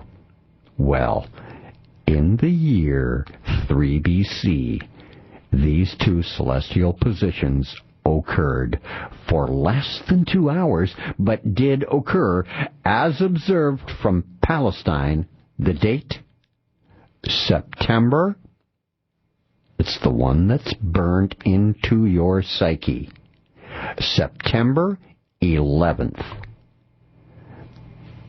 The precise arrangement began around 6:15 sunset and lasted around 7:45 moonset. This is the only day in the whole year that this could have possibly taken place. With the moon in that exact location when the sun is mid-body to Virgo in the year 3 BC. Those two things happened in less than 2 hours, as observed from Palestine. The date, the now infamous 9/11. September 11th. I submit to you Jesus Christ's true birth date. One day before, September 10, the moon was located mid-calf, while one day beyond, September 11, the moon had moved so far beyond the feet of the Virgin that it was positioned at least 25 diameters of the moon to the east of her feet. This, then, was the situation that prevailed in the heavens on the evening of the birth of Christ, when the angel announced Jesus' birth to the shepherds out under the evening sky. Apparently, Jesus was born in the evening, and Revelation 12 shows that it was a new moon day. Moon first appears as a thin crescent. Each of the 12 months began with a new moon. The birth of Christ and Day of Trumpets. Further significance that it would be September 11th, 3 BC, as the birth date. It was Tishri 1 of the Jewish calendar, Jewish New Year. It's none other than the Jewish New Year's Day. Nisan 1 was the beginning of the Jewish ecclesiastical year. In 3 BC, this fell on March 18th, otherwise known as Rosh Hashanah, or as the Bible calls it, the Day of Trumpets. This is amazing, almost too amazing. What a significant day for the appearance of Jesus Christ, the one they called the Messiah on earth. To Jewish people, this would have been a profound occasion. There could have hardly been a better day on the calendar for Jews to introduce their Messiah to the world than the first day of the new year. Starting anew on a new year. Sundown, September 11th, 3 BC, 6 p.m., the beginning of Rosh Hashanah. Jesus was born very soon after 6 p.m. when the day changed from 30 Elul to the 1st of Tishri. Because, you see, the Jewish day begins the next day at sunset.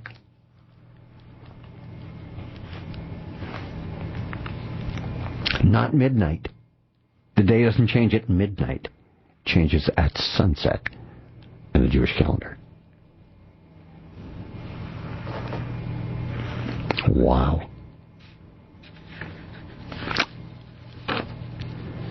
So what is this Jewish New Year, Tishri 1, significance? Well, in Scripture, it is the Jewish New Year's Day, end of summer, beginning of autumn. It was also Noah's birthday, and the very day he removed the cover from the ark, September 11th. Noah's birthday, and the same day he removes the cover from the ark.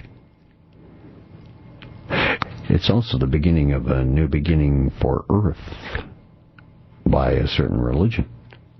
The first day of the restoration, creation, would be reckoned from this day, since all the fruit was on the trees ready for Adam and Eve to eat. The Jews discussed whether creation took place in spring or autumn. This would signal another new beginning for the earth. Tishri 1 came to be regarded as the birthday of the world. Judaism sees New Year's Day not merely as an anniversary of creation, but more importantly, as a renewal of it. This is when the world is reborn. Spaceman, AM 640, and A View from Space. More when I return.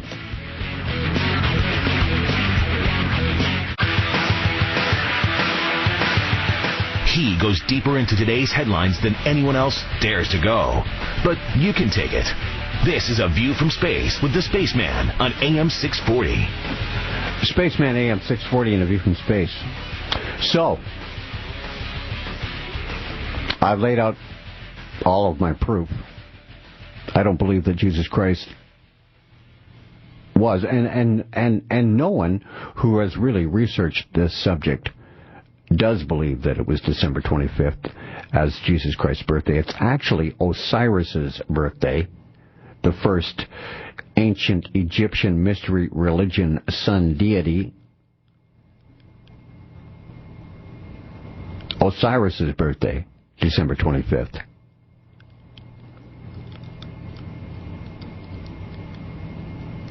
Jesus Christ, I believe, was born in the 3rd year BC, as they call it, on Tishri 1, September 11th, the infamous 9/11.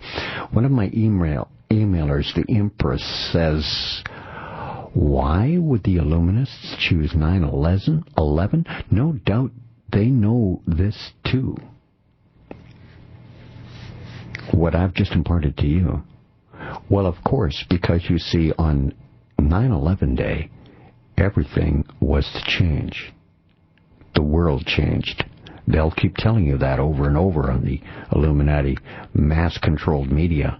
9/11 changed the way we live. Because they want this to mean something, because they're going to base their entire World War III on this. So everything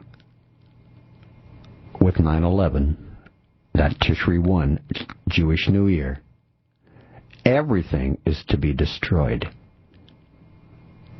And yes, the way they're going at it with the Da Vinci Code books, the movies, Harry Potter's, brainwashing, all of that, this religion of Christianity and Judaism, and of course Islam is being outlawed now. The other two will soon be. All three demonized and gotten rid of. So now you see why everything falls on 9/11. And I mean literally falls on 9/11. It was to destroy the old way and make way for the new. So will the revelation of the Antichrist be billed as the second coming of Solomon? See, while the Pharisees were gathered together, Jesus asked them, saying, what do you think of Christ? Whose son is he? And they said to him, the son of David. It's in Matthew 22, lines 41-42. The queen of the south shall rise up in the judgment with the men of this generation, and condemn them. For she came from the utmost parts of the earth to hear the wisdom of Solomon, and behold, a greater than Solomon is here. Stated in Luke, King James Version of the Bible, Luke 11, line 31. See, the ancient Sanhedrin believed that King Solomon was the Messiah, rather than a type of Christ. This era led them to reject Jesus Christ as the Messiah. Today, the same false belief will lead many Jews to receive the Antichrist as the reincarnation of Solomon. The counterfeiting of Solomon has been masterminded by the Prières of Sion, who are behind the Da Vinci Code lies and all the rest of the Magdalene Jesus Christ bloodline, and be carried off by the Merovingian false Christ. The Antichrist will act like Solomon. He will conduct his affairs like Solomon. The Antichrist will profess to come from the lineage of Solomon. He will carry out the offices of Solomon. King Solomon's reign was so peaceful, so prosperous, that he was thought to be the Messiah. In the days of Solomon, the situation was so favorable, as 1 Kings 4:25 would tell you, that it seems as though the Messiah had come. The idea that King Solomon was the Messiah was justified, for his reign was one of both splendor and peace. 1 Kings 4, line 21. And Solomon reigned over all kingdoms, from the river unto the land of the Philistines, unto the border of Egypt. They brought presents and served Solomon all the days of his life, for he had dominion over all the kings on his side, the river, and he had peace on all sides around him. And Judah and Israel dwelt safely, every man under his vine and under his fig tree, from Dan even to Beersheba, all the days of Solomon. Freemasonry teaches that Solomon was the Messiah, the lion that guarded the ark, and held in his mouth the key wherewith to open it, figuratively represents Solomon, the lion of the tribe of Judah, who preserved and communicated the key to the true knowledge of God, of his laws, of the profound mysteries of the moral and physical universe. The lion, Ariah, which also means the altar, still holds in his mouth the key of the enigma of the Sphinx.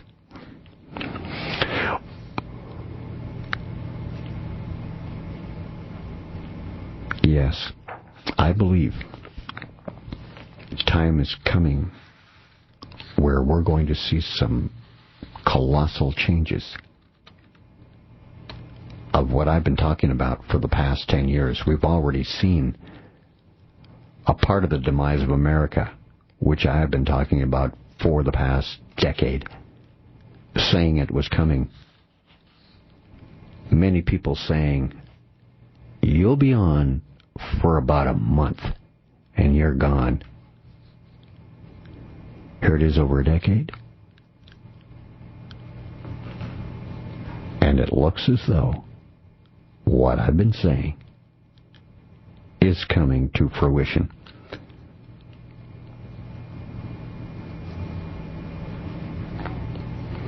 The ritual of the degrees of Kabbalistic and Hermetic rose has this passage: the true philosophy, known and practiced by Solomon, is the basis of which Freemasonry is founded.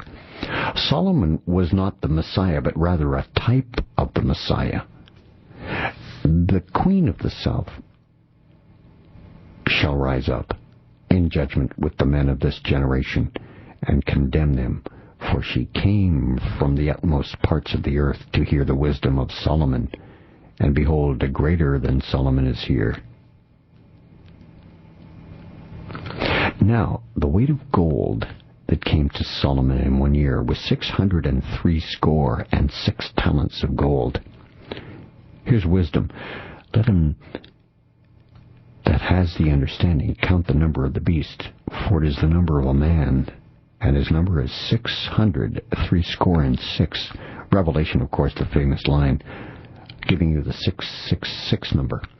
The Second Coming by William Butler Yeats, a 19th century theosophist, envisioned the return of a mysterious beast, which had the head of a man and the body of a lion, as symbolized by the great Sphinx of Egypt. Surely some revelation is at hand. Surely the Second Coming is at hand. The Second Coming. Hardly are the words out when a vast image out of Spiritus Mundi, the spirit of the world, troubles my sight somewhere in the sands of the desert. A shape with lion body and the head of a man, a gaze blank and pitiless as the sun, is moving its slow thighs, while all about it reel shadows of the indignant desert birds. The darkness drops again. But now I know that 20 centuries of stony sleep were vexed to nightmare by a rocking cradle. And what rough beast, its hour come round at last, slouches toward Bethlehem to be born? This ancient beast is said by occultists to have sired a dynasty of kings called the Merovingian bloodline. The beast of the sea. I've talked about it many times on A View from Space, Talk Radio, AM 640. Despite the carefully listed genealogies of his time, the heritage of Meravius was strangely obscured in the monastic annals. Although the rightful son of Clodion, he was nonetheless said by the historian Priscus to have been sired by an arcane sea creature called the Bisti Neptunus, while his mother was swimming in the ocean one day. The Sicambrian Franks, whose female line the Merovingians emerged from, were associated with Grecian Arcadia before migrating to the Rhineland. I'm talking about the bloodline of Cain here. They called themselves the New Age, people of the New Covenant, just as the Ascends of Qumran had once been known. It was the Arcadian legacy that was responsible for the mysterious sea beast, the Bisti Neptunus, as symbolically defined in the Merovingian dynasty and in their ancestry. The relevant sea lord was King Pallas, a god of old Arcadia. The immortal sea lord was said to be ever incarnate in a dynasty of ancient kings whose symbol was a fish, as was the traditional symbol of Jesus. The bloodline of the Holy Grail writes that. The immortal sea lord, which is ever incarnate in a dynasty of ancient kings, suffered a grievous head wound, which means that he was removed from power. Bible prophecy foretells that the wound of his head will be healed and he will be returned to power for a time. That head wound, by the way, was Atlantis being destroyed. But you can see the new Atlantis is coming back, as I've told you, over the past decade. The new Atlantis. It's what America was called. When she falls, the true Atlantis, the final empire of this world, will be in place. Space, back with more on A View from Space on Talk Radio AM 640. Right after the break.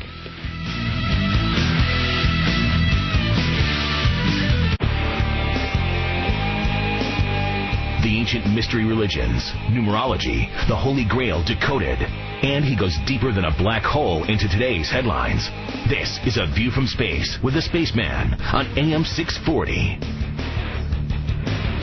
I'm the guy that calls Space. It's View from Space on AM 640. You can email me at spaceman@640toronto.com or space@640toronto.com.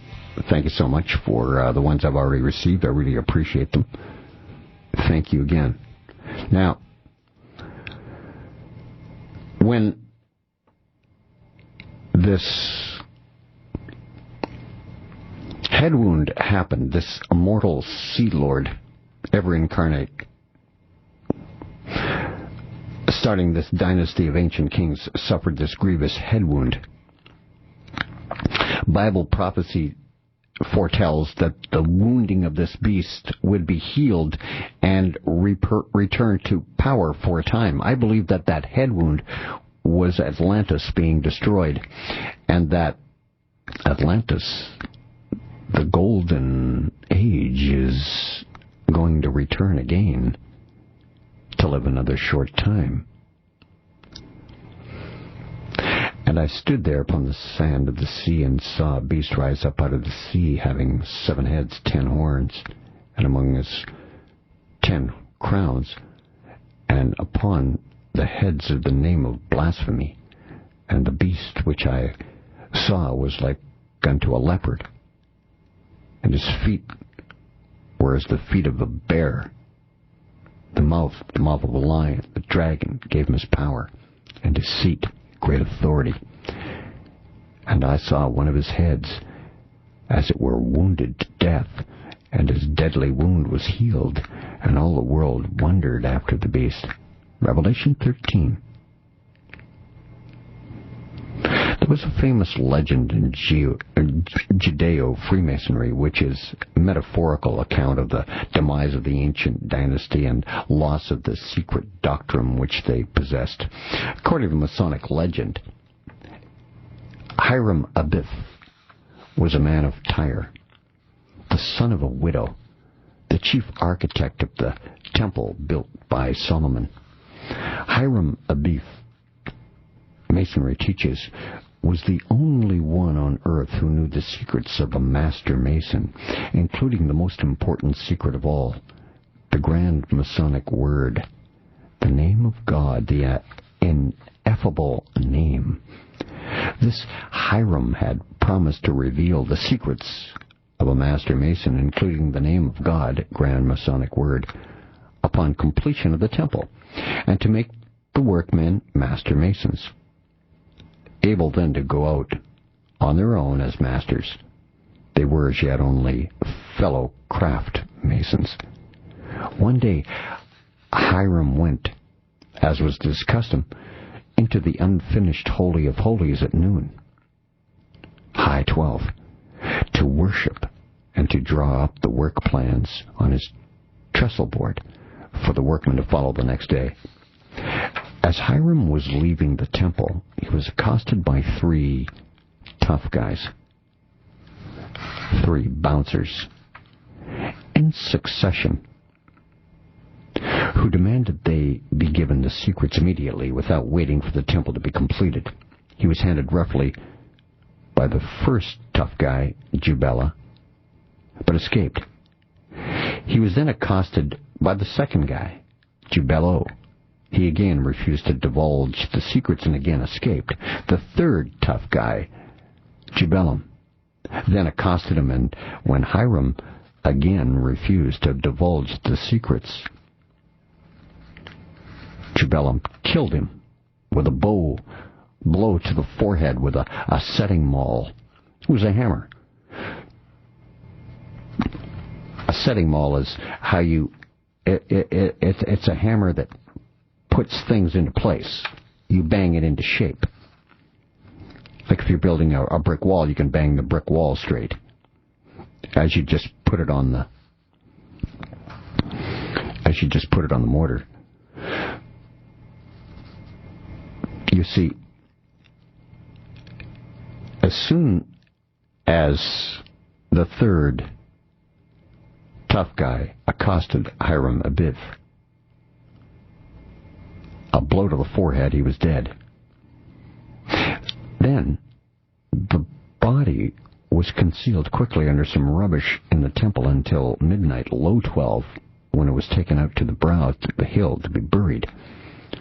The reference to Hiram Abiff as the son of the widow is an esoteric allusion to the lineage of the person of Ruth in the Bible, the family line into which the Messiah would be born.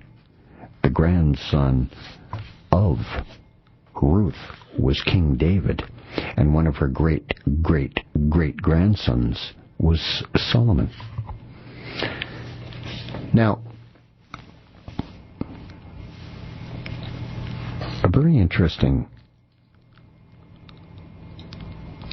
I don't know what you could call a side note, is that Hiram Abiff was killed by a setting maul with a bang on the head, on the forehead actually. And if you're aware or have listened to this show, A View from Space on AM 640 Talk Radio, while I was doing the shows about Pope John Paul II and covering his death, that in the rituals to declare the Pope dead, a cardinal walks in with a silver mallet and taps him on the forehead 3 times. Each time he says, "Are you dead?" and calls the Pope's name. If he doesn't answer by the third bang on the head, he is, of course, dead. And that actually goes on in every single papal death, where the cardinal will come in with the silver hammer and tap on his head, which reminds me of the Beatles song, Maxwell's Silver Hammer, about a guy who anything didn't go his way, he just killed people. He just banged them on the head and killed them. Just like Hiram Abiff. Amazing, isn't it?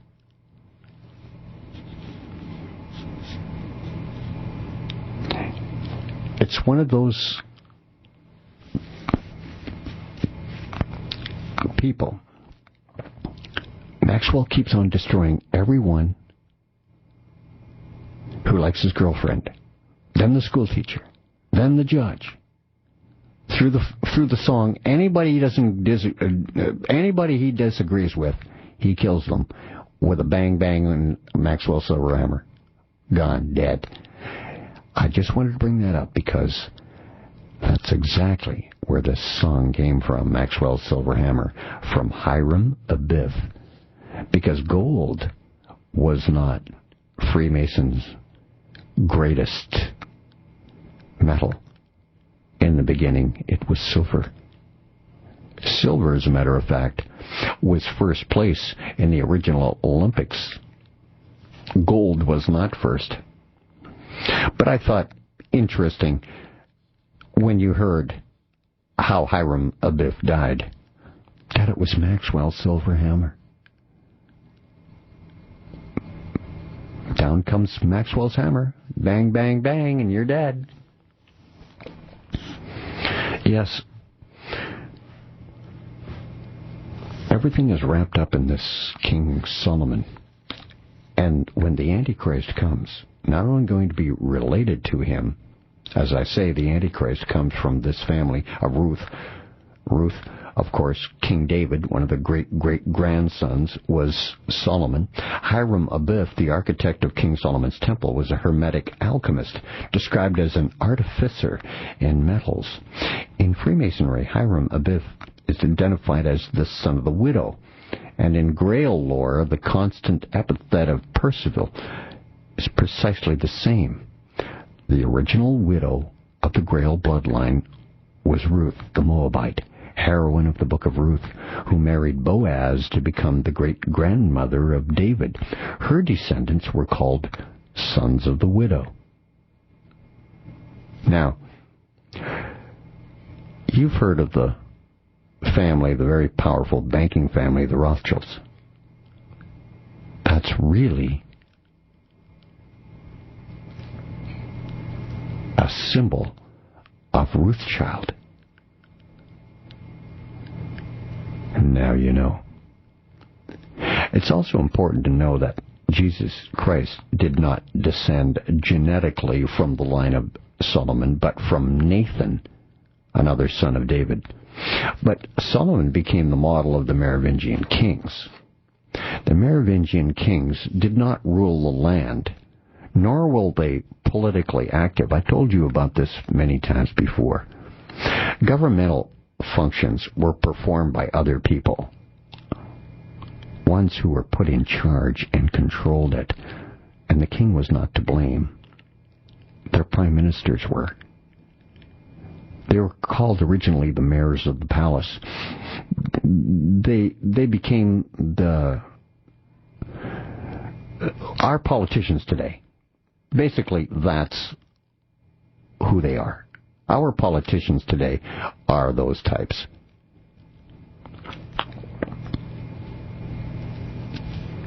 They rule the land, but sort of rule the land. The Merovingian kings really oversee it all. The king was more concerned with military and social matters. Among their primary interests were education, agriculture, maritime trade, spreading the kingdom, setting up the global empire. They were avid students of proper kingly practice in the ancient tradition, too. And their model? King Solomon, the son of David. Their disciples were basically Old Testament scripture, but the Roman Church nevertheless proclaimed them irreligious. In Merovingian lore, the last of the Merovingian kings suffered a fate similar to Hiram Abiff. Like most Merovingian rulers, Dagobert had at least 2 capital cities. December 23, the year 679 A.D., that Dagobert is said to have gone hunting one day. Getting to around midday, he laid down to rest. While he slept, one of his servants pierced him with a lance through the eye. But in the mid-19th century, a most curious document came to light implying that Dagobert was martyred for something that was to come later. Of course, he was a consecration of the coming Antichrist and a family bloodline member. Spaceman, back with more on A View from Space on Talk Radio. Next.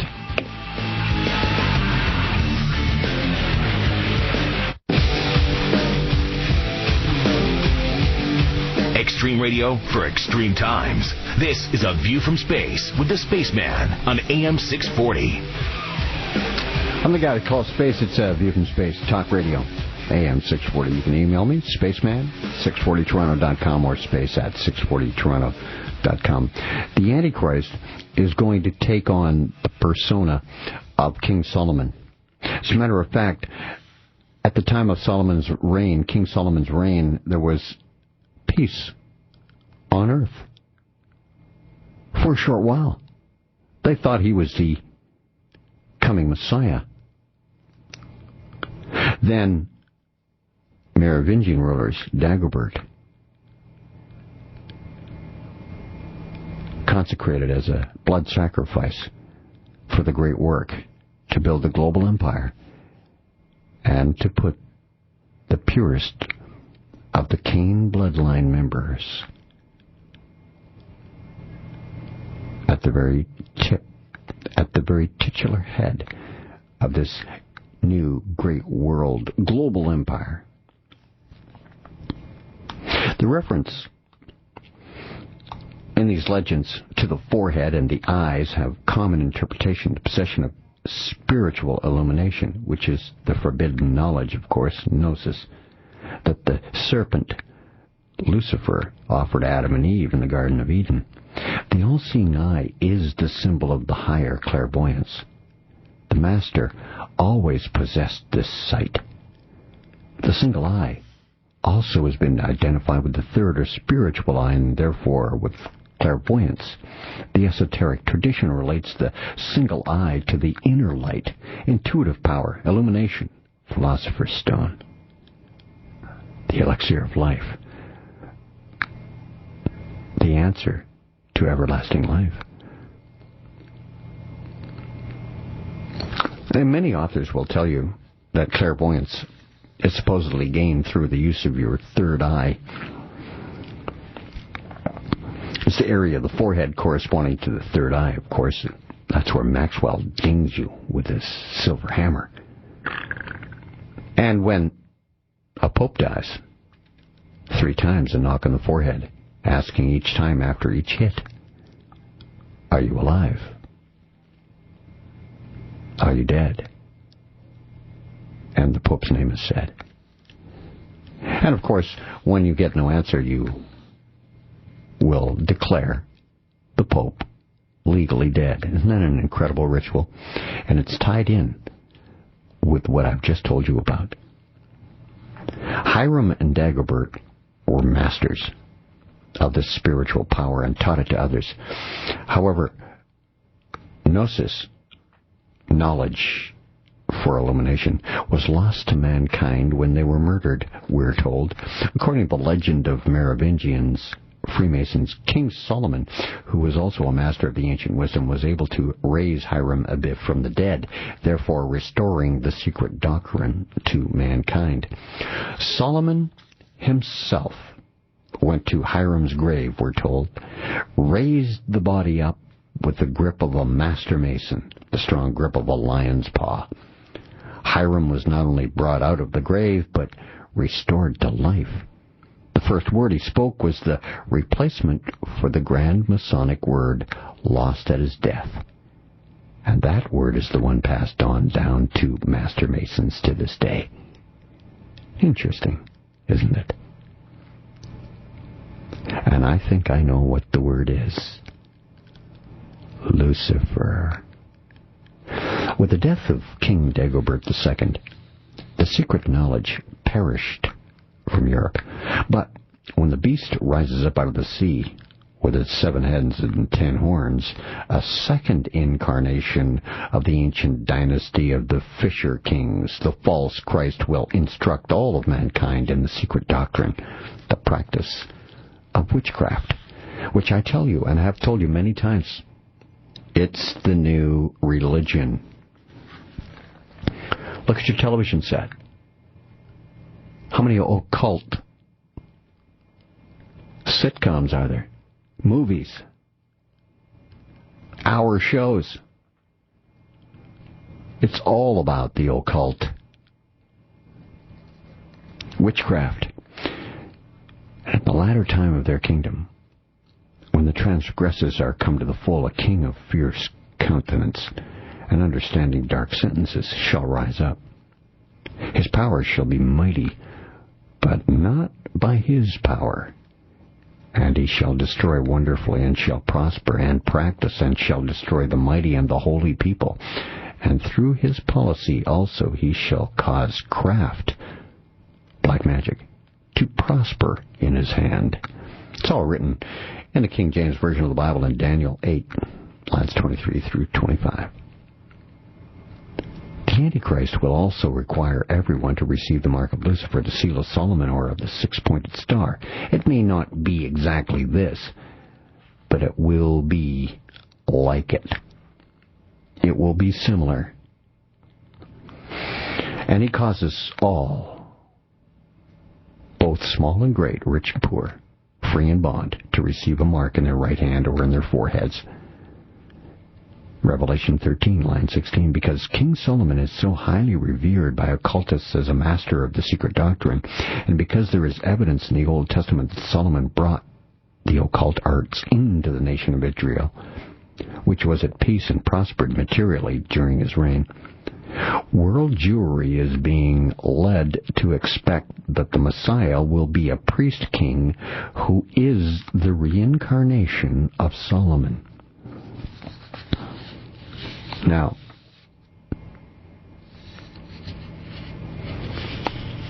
is there enough evidence from Scripture and other sources to support the belief that the Antichrist will claim to be the reincarnated Solomon? To determine this, there are parallels in the lives and works of King Solomon, Jesus Christ, the Antichrist, and the Merovingian kings. The correspondences between these personages are presented in the form of tables. I chose this format to enable you to see the various similarities and contrasts side by side. The Merovingian kings, information is presented about the current heir apparent in the Merovingian dynasty who is being groomed for the role of the Jewish false Messiah. The Prière de Sion is probably a front for the learned elders of Zion, the high cabal of international Jewry responsible for the protocols of Zion. The House of Rothschild, or Ruth's child, is believed to be the hidden hand behind the protocols, and the order, the Priory of Zion, is believed to be one of the powers behind the revolution. Leon de Ponce's association in Benazon and B'nai B'rith, but over it there is yet an even higher Supreme Council over B'nai Zion, which means sons of Zion. According to well-informed sources, there is the B'nai B'rith, a superposition of secret societies ending in a single governing power. Above the B'nai B'rith are the B'nai Moshe, and then the B'nai Zion, and finally this hidden center of human command and supreme command. Although Solomon appears in the genealogy of Jesus Christ presented in Matthew 1, this was the lineage of Joseph, who was not the real father of Jesus. Jesus Christ was the tribe of Judah through Mary's lineage, which is seen in Luke 4 to be from King David through another son, Nathan, rather than Solomon. Although Solomon possesses many of the same traits as Jesus Christ, and is therefore a type of the Messiah, he does not possess all of the attributes of the Messiah as foretold in the Old Testament prophecies. In fact, many of the messianic prophecies are indeed a good portion of the Old Testament had not even been written by the time of Solomon. This does not prevent the Merovingians from exalting Solomon as the Messiah and as the model for their kings instead of Jesus Christ, though. Now, the account of the birth of Solomon conveys the impression that he was the second child of David and Bathsheba. The lists of their children, on the other hand, seem to imply that he was their fourth child, their youngest son, and that Shammua or Schemia, Shobab, and Nathan had been previously born to them, as in those lists that have all of the names that are mentioned. He is last. Although Solomon was David's chosen heir to the throne, his eldest surviving brother, Adonijah, saw no reason why he himself should not become king. Royal lineage and divine election served as the fundamental elements for the legitimization of kingship. Now, whatever higher mystic meaning may be latent in Psalm 14, the Song of Songs, we are all but compelled to think of them as having had at least a historical starting point. They tell us of one who was, in the eyes of the men of his own time, fairer than the children of men, the face bright and ruddy as his father's, bushy locks, dark as the raven's wing, yet not without a golden glow, the eyes soft as the eyes of doves, the countenance as Lebanon, excellent as the cedars, the chiefest among 10,000, altogether lovely. Add to this all the gifts of a noble, far-reaching intellect, large and ready sympathies, a playful and genial humor, the oil of gladness, and we may form some notion of what the King Solomon was like and that dawn of his golden prime. Kind of reminds me of a wonderful description of Prince William. Space, back with more in a moment on A View from Space.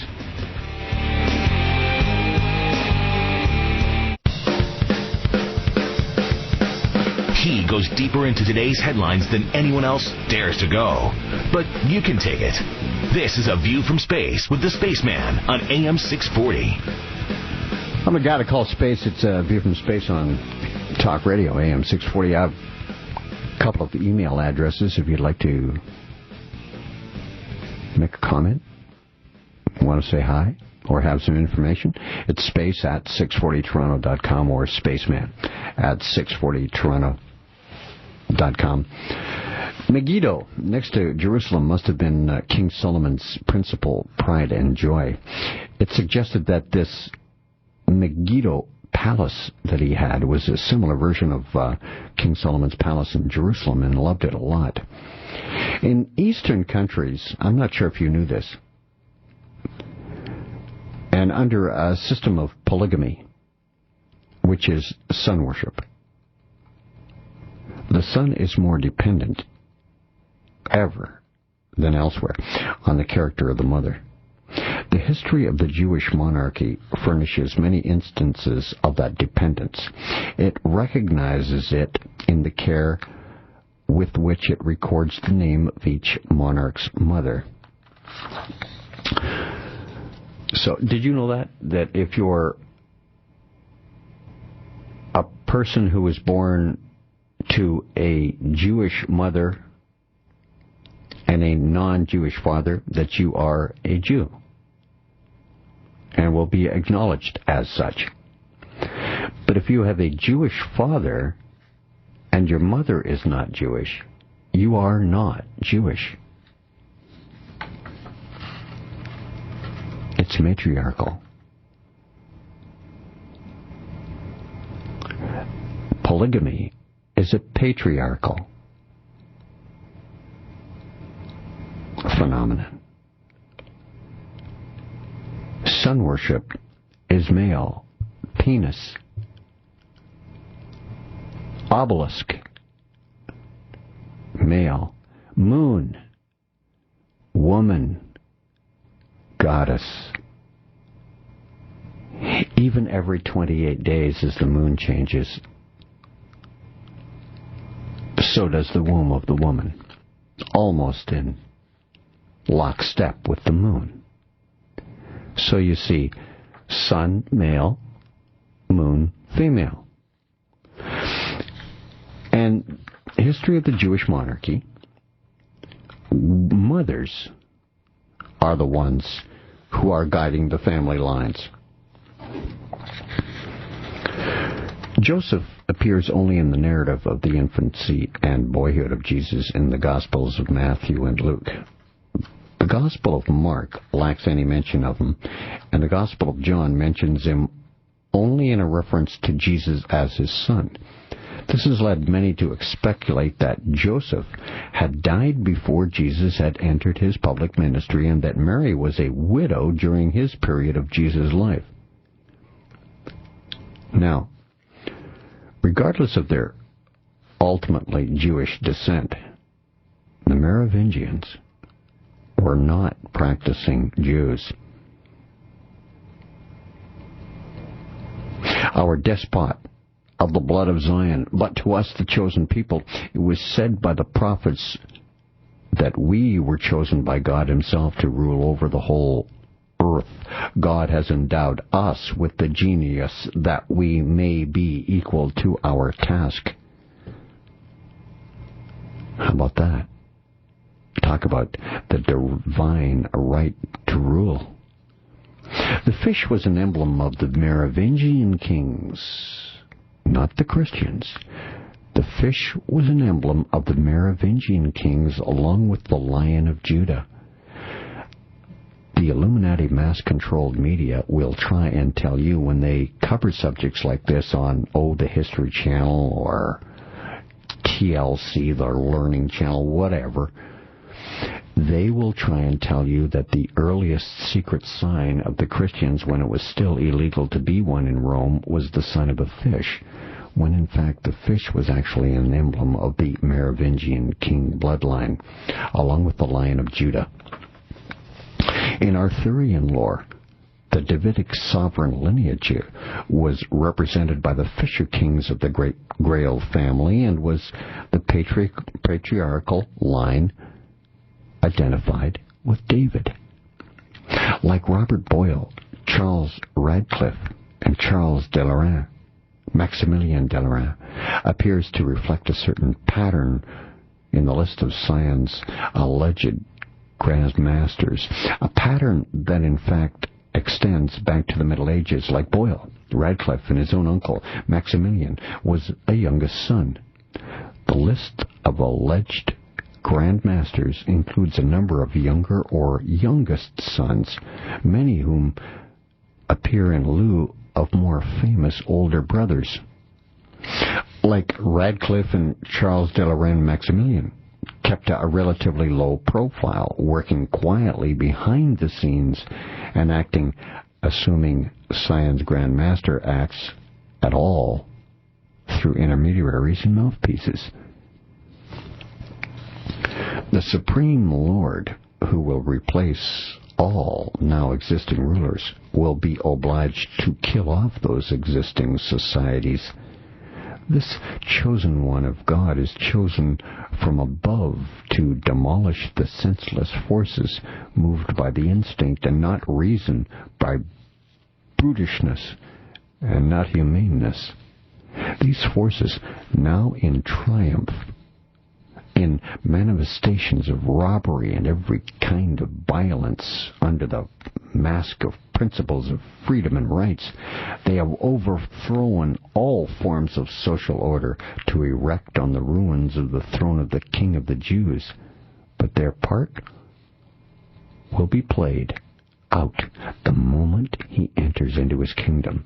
Then it will be necessary to sweep them away from his path, on which must be left no knot, no splinter. In all of the great world religions, the Virgin Mother appears. 3 of these goddesses are Eve, Isis, and of course, the mother of Jesus, Mary.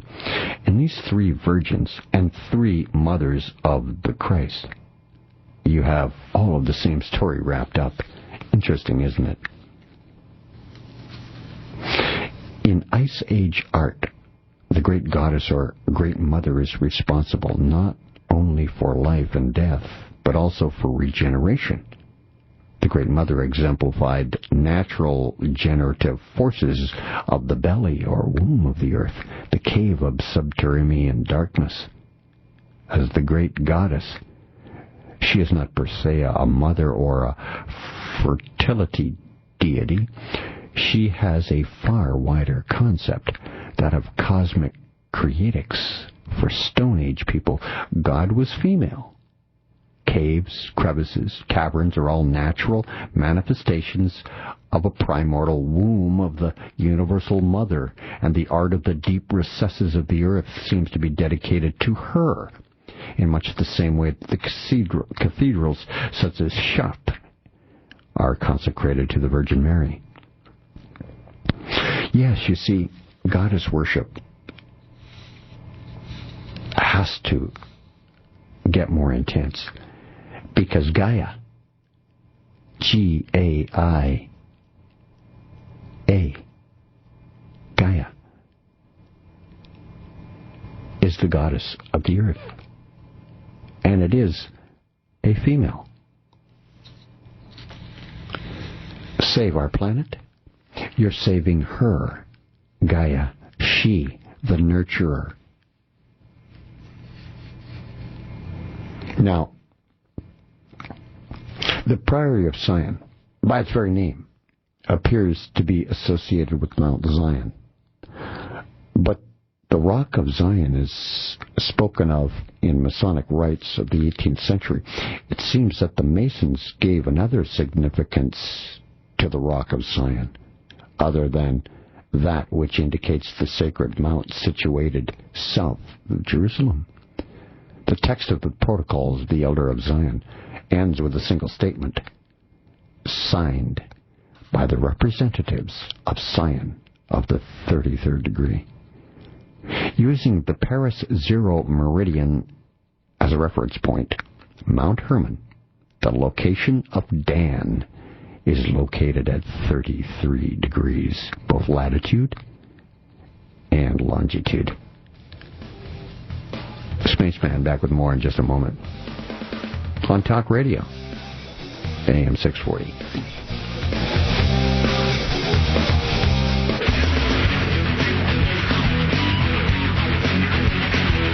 Deprogramming the brainwashed simply by uncovering the truth.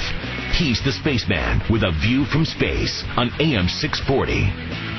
I'm the guy they call Space on Talk Radio, AM 640. It's a view from space. You can email me at space@640toronto.com or spaceman@640toronto.com. Thanks so much for the mail that I've gotten this evening. I really appreciate it. And you know that I am live, of course, on this 2011 Christmas Eve, with just 44 minutes to go now before. Well, it'll all be forgotten, all of Santa Claus.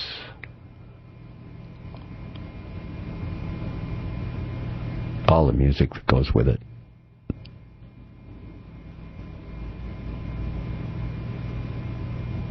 All the shopping that's been done. I guess we charged up another Christmas, huh? Not going to be able to keep doing that. Times are coming to a halt in borrowing in North America come 2013. Now,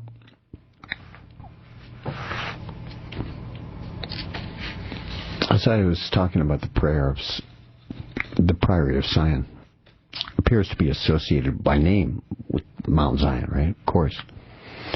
But the text of the Protocols for the Elders of Zion ends up in a single statement signed by the representatives of the Zion of the 33rd degree. Now, as I said, that is Mount Hermon. If you're using Paris Zero Meridian as a reference point, Mount Hermon, the location of Dan, at 33rd degrees, latitude and longitude. Now, it'll be seen that the Jewish view of Solomon is a little off the mark.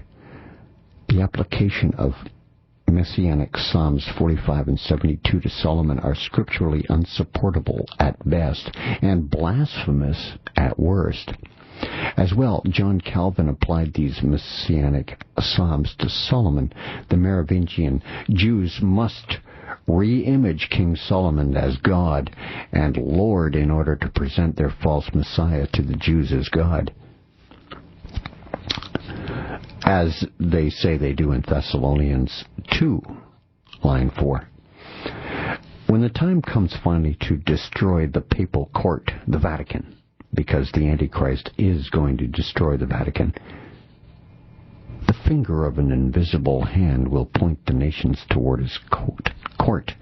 Then, when the nations fling themselves upon it, we shall come forward in the guise of its defenders, as if to save excessive bloodshed. By this diversion, they're going to penetrate to its very bowels and be sure that they never come out again until they have gnawed through the entire strength of the place. The false peacemakers. Every true Mason realizes that the Temple of Solomon is really the temple of solar man, not Solomon, solar man, sun worshipping. Now,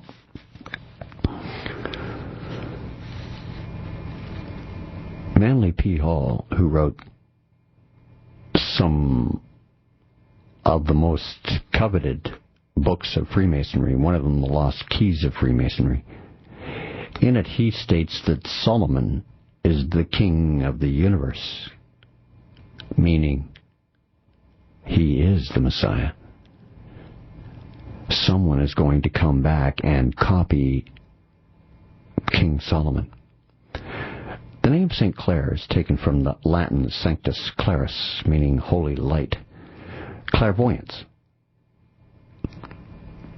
The trick of the deception of seeing with the inner eye or spiritual sight. Real clairvoyance means the faculty of seeing through the densest matter, and matter disappearing at the will and before the spiritual eye of the seer, and irrespective of time, past, present, future, it doesn't matter, or distance. Clairvoyance can see all of it. I don't believe there is such a person. Of course there isn't. But some claim to be. Without question, Priory of Sion was created and run by individuals related to the St. Clairs who said they had the ability of clairvoyance. The King of the Jews will be the real Pope of the universe, the patriarch of an international church, because you see, the Antichrist will become God incarnate, and the Pope is now supposedly Jesus Christ, representative here on earth, until he comes back. So I guess when the Antichrist arrives, he will try and call himself Christ and get rid of the one who is standing in his stead, of course. When the king of Israel sets upon his sacred head the crown offered by him by Europe, he will become patriarch of the world. See, I believe this is going to happen. This king of Israel, they're talking about, I believe it's going to be Prince William. I believe Prince William is going to become king by 2015 or thereabouts. Become the king of the UK and Ireland. And then will be asked by Europe, the newly rejigged Europe.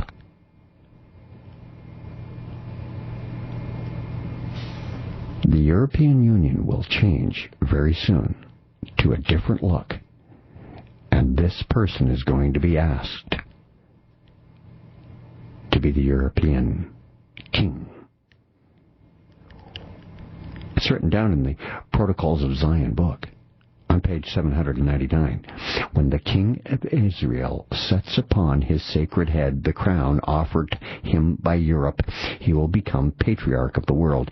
You see, what they're doing is they're putting together the Holy Roman Empire once again in Europe.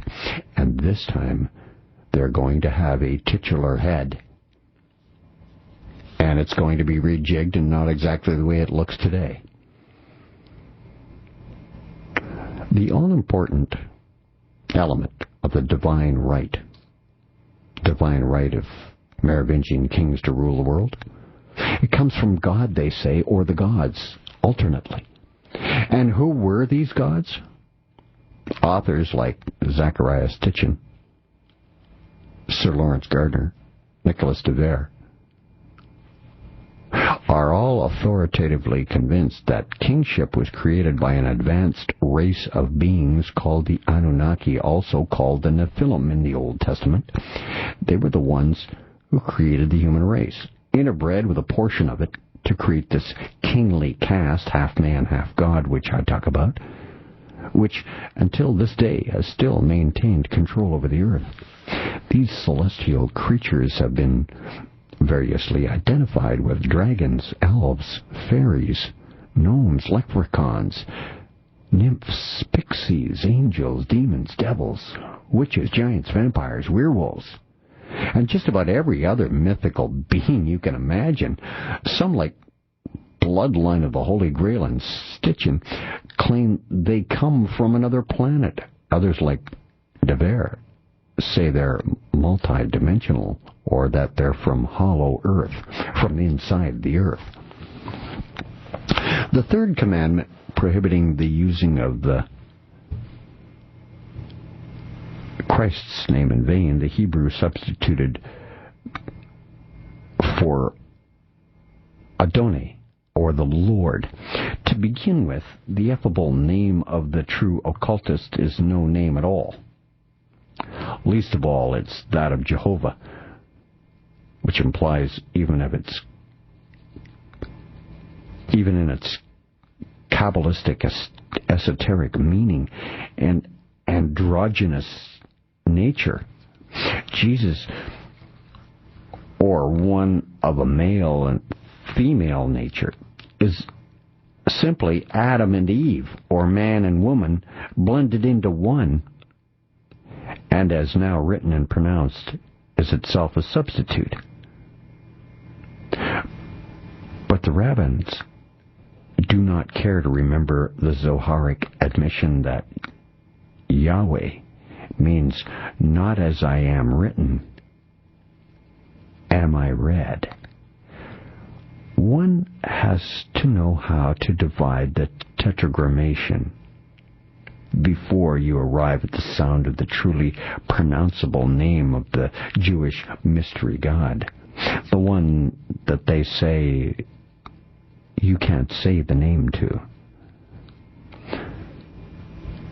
The King of the Jews must not be at the mercy of his passions either, and especially of sensuality. On no side of his character must he give brute instincts power over his mind. Sensuality, worse than all else, disorganizes the capacities of the mind and clearness of views, and it distracts thoughts to the worst and most brutal side of the human activity. The prop of humanity in the person of Supreme Lord of all the world, of the holy seed of David, must sacrifice to his people all personal inclinations.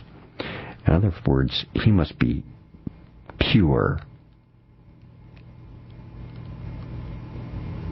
of no carnal desires whatsoever, completely esoterical, completely a spiritual being. They close saying their superior, supreme Lord must be of an exemplary irreproachability. Spotless is what they're saying. One will come that will claim to be that. During World War II, Pierre Plantard, destined to one day become Grand Master of the Priory of Sion, began editing a magazine called Vaincre. I brought this up a few times on A View from Space on Talk Radio AM 640. The official publication of Alpha Galates, an order of chivalry, which had apparently been joined by Pierre Plantard not too long ago, yet strangely he would soon be elevated to the status of director of the order. The structure and beliefs of Alpha Galates indicate that it was mainly a front organization for the Priory of Sion itself, a subject that was first discussed in the book The Messianic Legacy by Michael Bejant, Richard Lee, and Henry Lincoln, the guys who wrote the Da Vinci Code. The Holy Grail, rather. The Order of the New Templars sprang from the same spiritual source as that of the Priory Alpha, what Vaincre called the Galatian tradition. In their view, the oldest tradition in the world and the very definition of tradition itself. This tradition originated, they believed, in Atlantis, in the same place where the Nazi hierarchy claimed their Aryan tradition and race had originated. Space, back with more in a moment on Talk Radio, AM 640.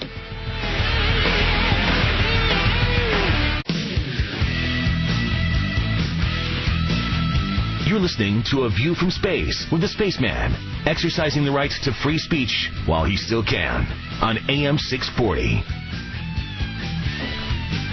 I'm the guy to call space. It's A View from Space, Talk Radio, AM 640. Emails to spaceman at 640toronto.com or space at 640toronto.com. Coronation of Solomon was attended by magnificent pageantry and ceremony, as will be the enthronement of the Antichrist in the rebuilt Temple of Solomon. There's going to be many other aspects of Solomon's reign which Antichrist will counterfeit to glorify himself as the Messiah too. Jesus prophesied to this impressive personage whose self-aggrandizement would be in contrast to his own lowly estate. I am come in my Father's name, and ye receive me not. If another shall come in his own name, him you will receive. Now, the rabbis concluded that Solomon was 12 years old when he ascended to the throne. Solomon occupied that position of co-regent with his father as long as his dad lived, though to all intents and purposes he was their real ruler. David was on his deathbed when Solomon was anointed, at 12. Sons, which is the royal number, by the way, and you know that that's why it was picked. Sons of the Merovingian blood were not created kings. No. They were automatically regarded as such on the advent of their 12th birthday. Hence, this coronation stone, which is in Westminster, is indeed what these name and what its history declares to be. Then it's indeed the veritable stone of Israel upon which the sons of David were formerly crowned in the temple of God at Jerusalem. So, Prince William has the stone of Scone, the stone of destiny, awaiting for him, as all English kings have had that stone underneath of their chair when they're crowned. Going back many, many, many, many generations in British monarchy history. According to Masonic tradition, the Knights of St. Andrew were the inheritors of an order established in 586 BC. They were the temple guard of Jerusalem before the Temple of Solomon was destroyed by King Nebuchadnezzar of Babylon. Their task at the time was to secrete the treasure from the invader and to carry away certain items of express significance. This was, of course, the very year when the sacred stone of destiny found its way to Ireland with the prophet Jeremiah. Now, you'll recall in the Bible, the King James Version of the Bible, Jesus says, "My kingdom is not of this world. Now, is my kingdom not from hence?" which implied that one day he would rule over an earthly kingdom, but not yet. For Jesus' first coming was to establish a spiritual kingdom, a concept which totally eluded most Jews who preferred the material wealth and image of worldly king like Solomon to the poverty and humility of Jesus Christ. It's no different in Jewry today, which aspires to establish a world kingdom under a prosperous and prestigious King Solomon.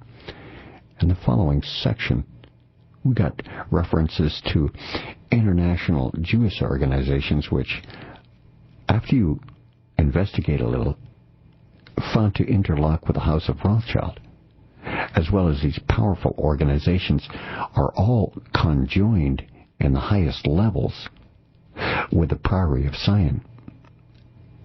According to more than one author, the Priory of Sion, the Elders of Sion, also relates to the Rothschilds, who were reported to serve on a Jewish council of Elders of Sion. For instance, Armstrong, the Rothschild Trust, that is the present objective of Jeroboam Rothschild in the secret Elders of Zion.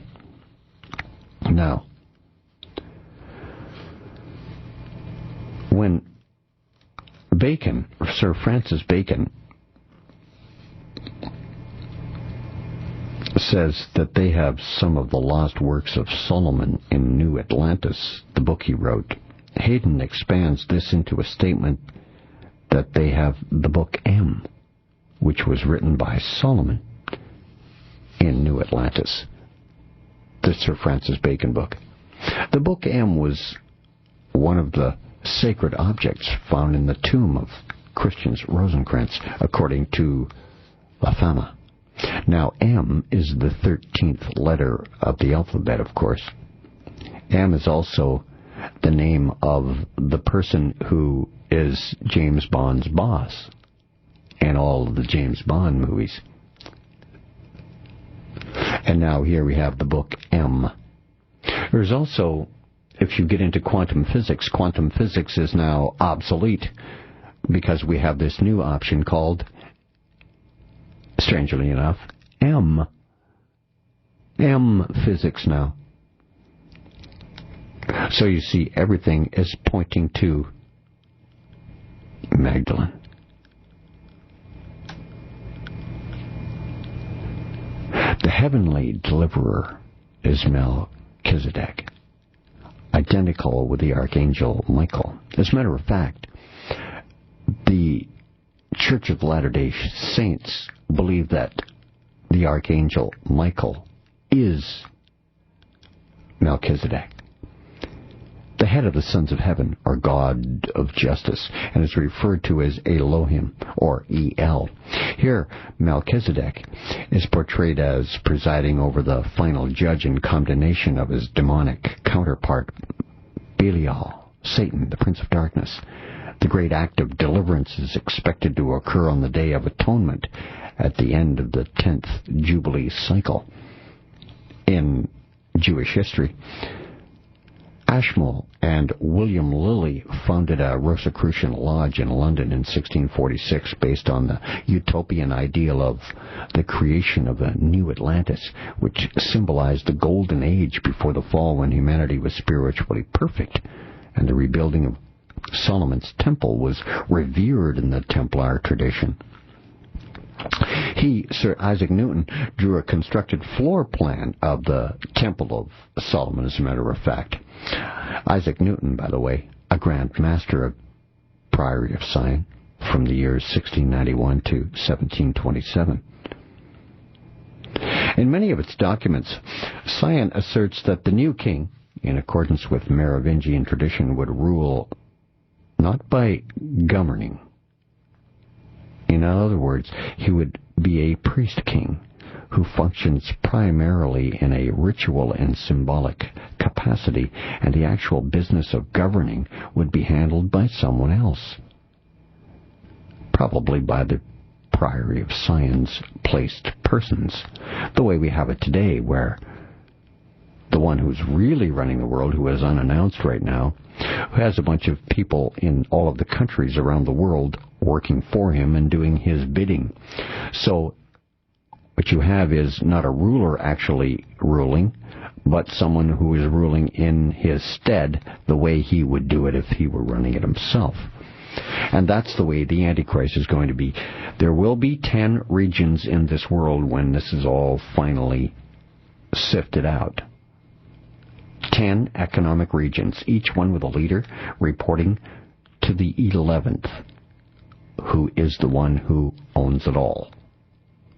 10 leaders representing each region, economic region of the world, all reporting to the 11th, their boss, the Antichrist. That's the new setup that's coming.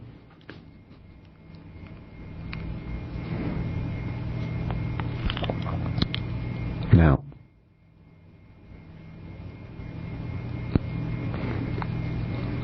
there are many great secret societies in operation, Charles Nautier declares, but there is one, he says, that takes precedence over all the others, that in fact presides over all the others. According to Nautier, this supreme secret society is called the Philadelphs. At the same time, he speaks of the oath which forbids him to make them known under their social name. Nevertheless, there is a hint of the Priory of Sion. The Sicambrian Franks, from whose female line the Merovingians emerged, were associated with Grecian Arcadia before migrating to the Rhineland. As we have seen, they call themselves the New Age, people of the New Covenant, just as the Essenes of Qumran had once been known. Now, the Merovingian kings were noted sorcerers in the manner of the Samaritan Magi, and they firmly believed in the hidden power of the honeycomb, because a honeycomb is naturally made up of hexagonal prisms. A hexagon is all over the honeycombs in the hive of the bee.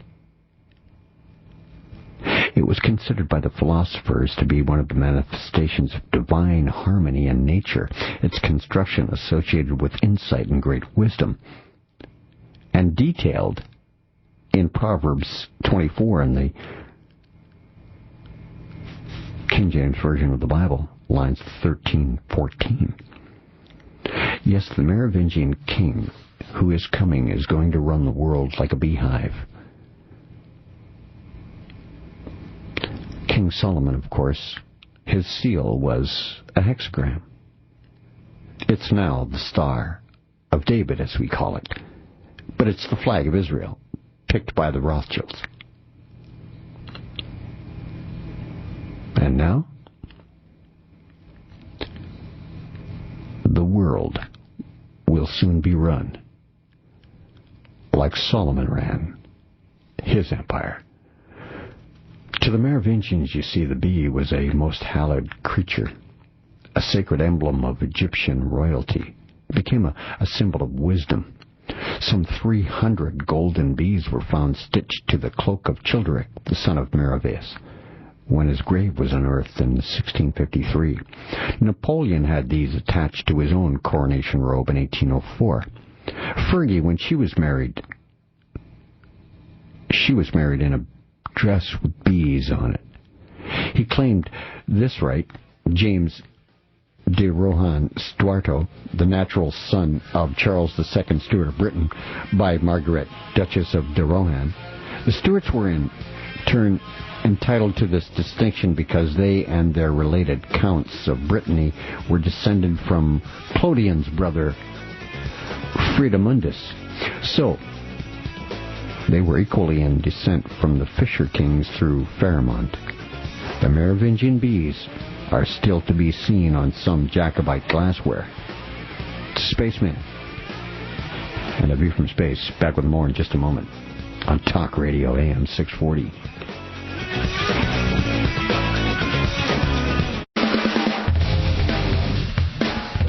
The ancient mystery religions, numerology, the Holy Grail decoded, and he goes deeper than a black hole into today's headlines. This is A View from Space with the Spaceman on AM 640. Spaceman and A View from Space on Talk Radio.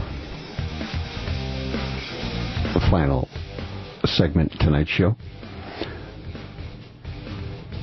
Well, I would say Solomon was brutal in consolidating his power over the kingdoms right from the outset. To say the Antichrist will outdo Solomon would be an enormous understatement, but exalted because of this great power, wealth, and fame. Solomon is revered by the occult societies because he led the nation of Israel away from the worship of the true God into the worship of pagan gods. Solomon is the model for Merovingian kings because he built high places for the great mother goddess Ashtoreth, whom the Merovingians worshipped as the Roman Diana and Greek Artemis. Now, the Merovingians attached great importance to the Dead Sea Scrolls, which prophesy that Michael the Archangel, as the heavenly prince Melchizedek, and will preside over the final judgment of Satan in fulfillment of Revelation 12:7. Here's the Bible passage. And there was a war in heaven. Michael and his angels fought against the dragon, and the dragon fought and his angels. Now, the heavenly deliverer is Melchizedek, identical with the Archangel Michael, as he is the head of the sons of heaven, or gods of justice, and is referred to as Elom or El. Here, Melchizedek is portrayed as presiding over the final judgment and condemnation of his demonic counterpart, Belial, Satan, the prince of darkness. Now, in the first place, the identification of Michael the Archangel with Melchizedek and Elohim resembles the false resemblance of the Jehovah's Witnesses, that Jesus did not always exist, but was a created being originally named Michael the Archangel. This heretical teaching automatically classifies this prophecy as a counterfeit fulfillment of Revelation 12. Although Scripture identifies the dragon in Revelation 12:9 as Satan, and the great dragon was cast out, that old serpent called the devil and Satan, which deceiveth the whole world, the Merovingians have cast the Roman Church as the great dragon. Did you hear that? The Merovingians have cast the Roman Catholic Church as the great dragon. You notice the Queen summoned the Pope, Pope Benedict XVI, this summer to England. Austerity measures are coming to Italy and Spain and Portugal, which is basically Vatican-controlled countries. I put it to you like this: the Vatican deeply in debt to the European bankers. And soon, the Pope is going to be asked to make some changes. That's why the Merovingians have cast the Roman Church as the dragon, the great dragon. It's of importance to note that the X sign, which became so hated by the Roman Catholic Church, was identified with the Archangel Michael, Melchizedek. Onwards from the Old Testament times, the heritage of Saint Michael was the dynasty of the High Zadok priests, a heritage that prevailed in the continuing Messianic line. Fragments of the Prince Melchizedek document found among the Dead Sea Scrolls indicate that Melchizedek and Michael were one and the same. It is the representation which features the revelation when the Archangel Michael, the descending Zadokite power of the Messiah, fights with the Roman dragon of oppression. The motive behind portraying the Roman Church as the dragon is vengeance for the overthrow of the Merovingian dynasty during the Middle Ages. Vengeance for it. And the persecutions of the Knights Templar and all the secret organizations controlled by them. Do you think the fight's over and it's finished and all is forgiven? Not on your life. The donation of Constantine was created expressively to overthrow the Merovingian dynasty and to elevate the authority of the Roman Catholic Pope over the secular kings. Because remember, back in those days, it was the Pope that said who is to be king. It was purportedly issued by the 4th century Roman Emperor Constantine I, the donation grants Pope Sylvester I and his successors as inheritors of St. Peter, the dominion over the city of Rome, Italy, and the entire Western Roman Empire, while Constantine would retain imperial authority in the Eastern Roman Empire from his new imperial capital of Constantinople. The text claimed that the donation was Constantine's reward to Sylvester for instructing him in the Christian faith, baptizing him, miraculously curing him of leprosy. This document was used by medieval popes to bolster their claims for territorial and secular power in Italy. It was widely accepted through Emperor Otto III.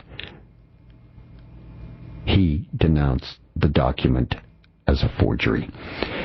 The arrest of the Knights Templar is described by Michael Howard in Occult Conspiracy. It goes like this. Philip IV passed the incriminating evidence on to Pope Clement V, and the king and the pontiff conspired to lure the Grand Master of the Order, Jacques de Molay, into a trap on French soil. In reality, the wily king was plotting the downfall of the Templars and the death of Jacques de Molay. The knights were staying at the Templar citadel in Paris on October 13th, 1307. The king executes his plan. Troops surround the building. Everyone inside placed under arrest. Within 48 hours, warrants had been issued ordering the detaining of every Templar in France, even though he was technically illegal, as the order was unanswerable to the Pope and not to civil laws. On November 22nd, though, the Pope issued a bull, an order, to all the Christian rulers in Western Europe, demanding the arrest of any member of the order residing in their countries. The fate of the Templars was sealed. And now, I take you, fast forward you to, let's see, 2000, I believe it was 2006. Yes, 2006. The Church of England meets, Rowan Williams at that time was the Archbishop of Canterbury, meets the Pope, Pope Paul VI.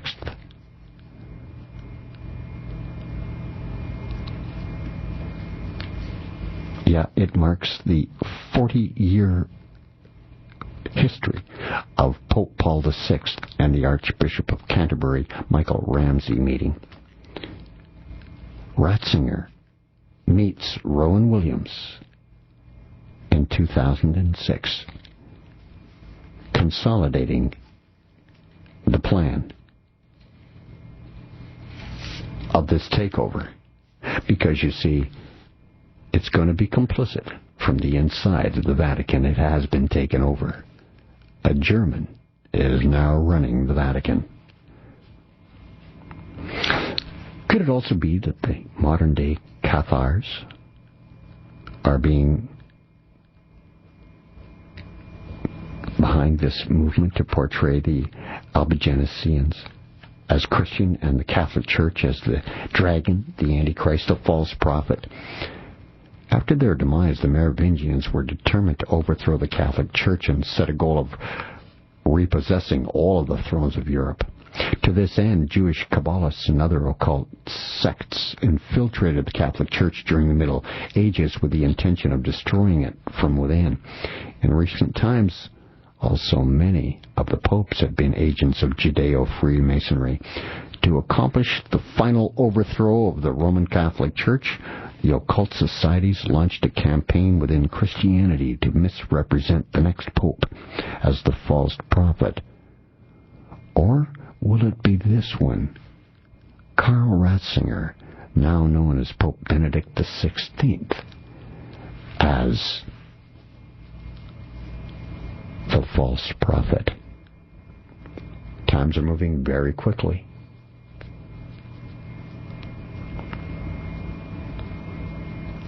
This financial global crisis is going to move everything in a much quicker pace in the new year coming as we take off a few months for sport. Yes, the Olympiad, the 30th Royal Olympiad. If it indeed actually goes off, it could possibly be that a terrorist attack in England could foil the attempt to launch the Olympics. Not just a thought, it's a possibility. It could easily, conceivably happen. The Olympics, for instance, in London, start on the very same day as Ramadan, where all of the Muslim athletes cannot eat until sundown. So what if your 100-yard sprint, your 100-meter sprint is at 1 o'clock in the afternoon? You don't eat. So many things are going to go down in the new year, even before we get to the Olympics. We'll see how it plays out. I'll be watching and doing the play-by-play commentary of the stories that break. This has been A View from Space. Talk Radio AM 640. Coast to Coast. Next, I'm Space, and I'm out.